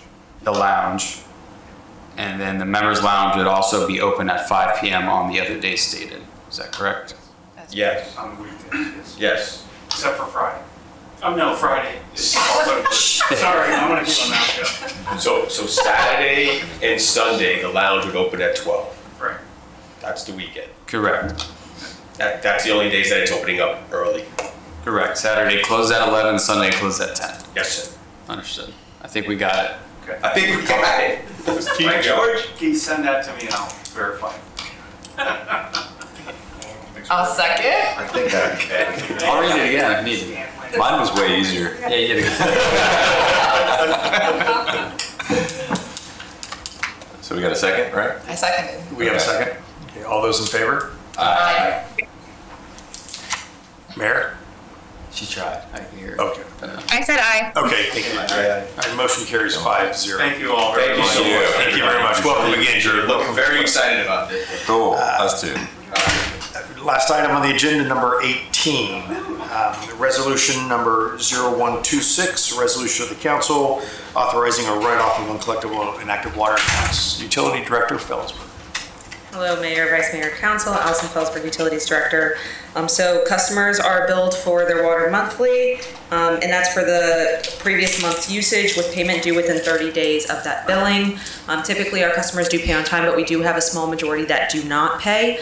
After we do not receive payment after those 30 days, we do assess a late fee. We call the customers, we do send them letters. It's continuous effort to get those funds and get that payment. However, if all of that does not work, we do terminate service, and then we do refer that debt to a debt collecting agency. And then after a specific amount of time, we do write that debt off. So that's what this agenda item is for. We do perform a consultation with finance to get their blessing on this, and the 150 accounts that are brought forward to you tonight total $33,427.88 in bad debt to be written off, which that whole list is included in the agenda item. This is all outlined in our code, and I will take any questions. Council? I do not have any questions. I think it's pretty straightforward. No question. My only question is, so these accounts are inactive, but somebody could be like on a business address, a new tenant could be in there already? So in that case, there would already be a separate account, and if they're paying on that account, then they're getting water. The account is by person, not by address. So the number, about the 12th one down, 289 US Highway 1, Nico's Creek, it's inactive, so there's a new corporate tenant, a new entity that's, if there's somebody in there, then there's somebody new in there, correct? So it's a new hookup? Correct. Unless they're staying in there and they are refusing to pay their water bill and they don't have water. Yeah. But I think in most cases, these are tenants that have left the Okay. property. No further questions. Have these gone to collections yet, or does it after this? I believe it goes to collections after. They do go to debt collections, I believe, before this, and we give them there's a 2-year period where they're already in collections, and then we write the debt off. Even after this period of time, they will stay in collections, and if they do pay that, then we do receive that funding, but it does go into collections before it's written off. Okay, so chances are after tonight, we're not collecting anything. Correct, it's been 2 years since they were originally notified. It's just like curious to me when there's names on a list that probably a lot of us know, and there's businesses that are on this list that are still around just in another building. So why can't we get those paid? Sometimes it's just refusal to pay. We've tried our hardest. Some people, especially it was discussed previously, but some of the addresses are in LLCs. So we will not, if we have an account on the list that has a debt, we will not issue them a new account. However, if it's in an LLC and they go and apply for an account in a separate LLC, they are granted service. Okay, I guess, if there's nothing else we can do, it's curious when there's names and businesses on here that are still around that we could, go to their, reach them and ask them to pay. I don't know what your process is, if it's just letters or if you make phone calls, but, We do make phone calls are the first thing before the letter. So as soon as the bill is late, we do have our front desk customer service rep that makes that phone call, just reminding people, hey, you are late on your payment, you now have a late fee that's being assessed, please respond to this. If they do not pick up the phone or if they refuse to pay, then a letter is sent notifying them of this, and I believe even possibly 2 letters, but I can confirm that later on. And then the water is terminated from service. And then at that point, we're hoping that they reach out because they no longer have water, but in a lot of these cases, the people have moved on and don't want to pay because they're no longer there, so they don't really care if they're specifically at that address, and then they just open up a new account if it's under a separate LLC in most cases, or they just leave Tequesta. Okay, thank you. Yeah, I would like to, we'll move forward with this vote this evening, but I think when you said that there's somebody with a different corporate entity, if there's a similar principle that's on this list, I would like to see us staff have a discussion whether to say, you don't grant it just because you go from ABC Corporation to XYZ Corporation, a different address, you don't get more water. I think I would like to see if there's something that we could do, if that's a practice within the industry. It'd be interesting just to have a follow-up with the village manager on that. So, I would agree. because there's one there that is, well, I'll call it out, it's on here, it's Crave, Krave, which is Il Professor is in there, and maybe Crave was the old entity from a number of years ago. But if there's a similar entity, a similar principle in any of these corporate entities that owes money just because they moved down the street, I'd like to see us kind of put the pinch on them a little bit more. So, Yes, we can definitely look into that and ask legal. just kind of, if that's an acceptable practice. Is there a motion to approve? I'm sorry, I had one more question. There was a bunch from the 2, like the duplexes and quads off county line. I think are they both technically unincorporated? I think the quads are, but do you know like what happened there? Because there was a lot, so I don't know if there was some kind of event there or what happened. Do you have any? I don't know specifically, but I can look into it and get back to you on it. The high likelihood is that they transitioned from the association or a larger group that was paying it and went to an individual payment, and then that larger group just decided not to pay the last bill. But we can definitely look into it and get you answers on why there's so many from the same area. Okay, yeah, I'd like to know. Thank you. Okay, any further comments? No. Motion to approve? So moved. Second? All those in favor? Aye. Aye. Aye. Motion carries 5-0. Okay, last on the agenda is any other matters. I'll just address the Jupiter Narrows that came and spoke on the items not on the agenda. If we want to continue with that, or if that is something that we've done what we want to do. I can address that after everybody else goes. So, any other matters? I don't have anything to add. That's the only one, if we wanted to talk about that. I share Mr. Powell's concerns, but I don't believe there's enough evidence or experts to get behind that there's an actual issue. I think all 5 of us use that waterway every week. So I am concerned to make sure we keep it the character that it is with protecting the mangroves also. But it seems like the experts have answered the questions and went through, and they feel comfortable with approving that. So unless there's another large public opinion or an expert that comes in and raises any concern, I'm good with where we're at. Mayor? Yeah, for this particular one, I do think that it needs to be left with the expertise, the experts, which is Taylor Engineering, Army Corps, and DEP. And I believe Mr. Powell, has even sent his concerns to DEP and Army Corps. So I think we just really need to leave it with their decision on that. I stand in agreement with the council. Agreed. Any other items? Not to me. Motion to adjourn? So moved. Second. All those in favor? Aye. My rear end. Mayor, Bye, guys. be safe wherever you are. Hey, Mayor. Go to work. Atlanta, come home tomorrow. So thank you for letting me join via Zoom. Go get dinner now. Go get dinner. Bye. Bye. Oh, my legs are frozen.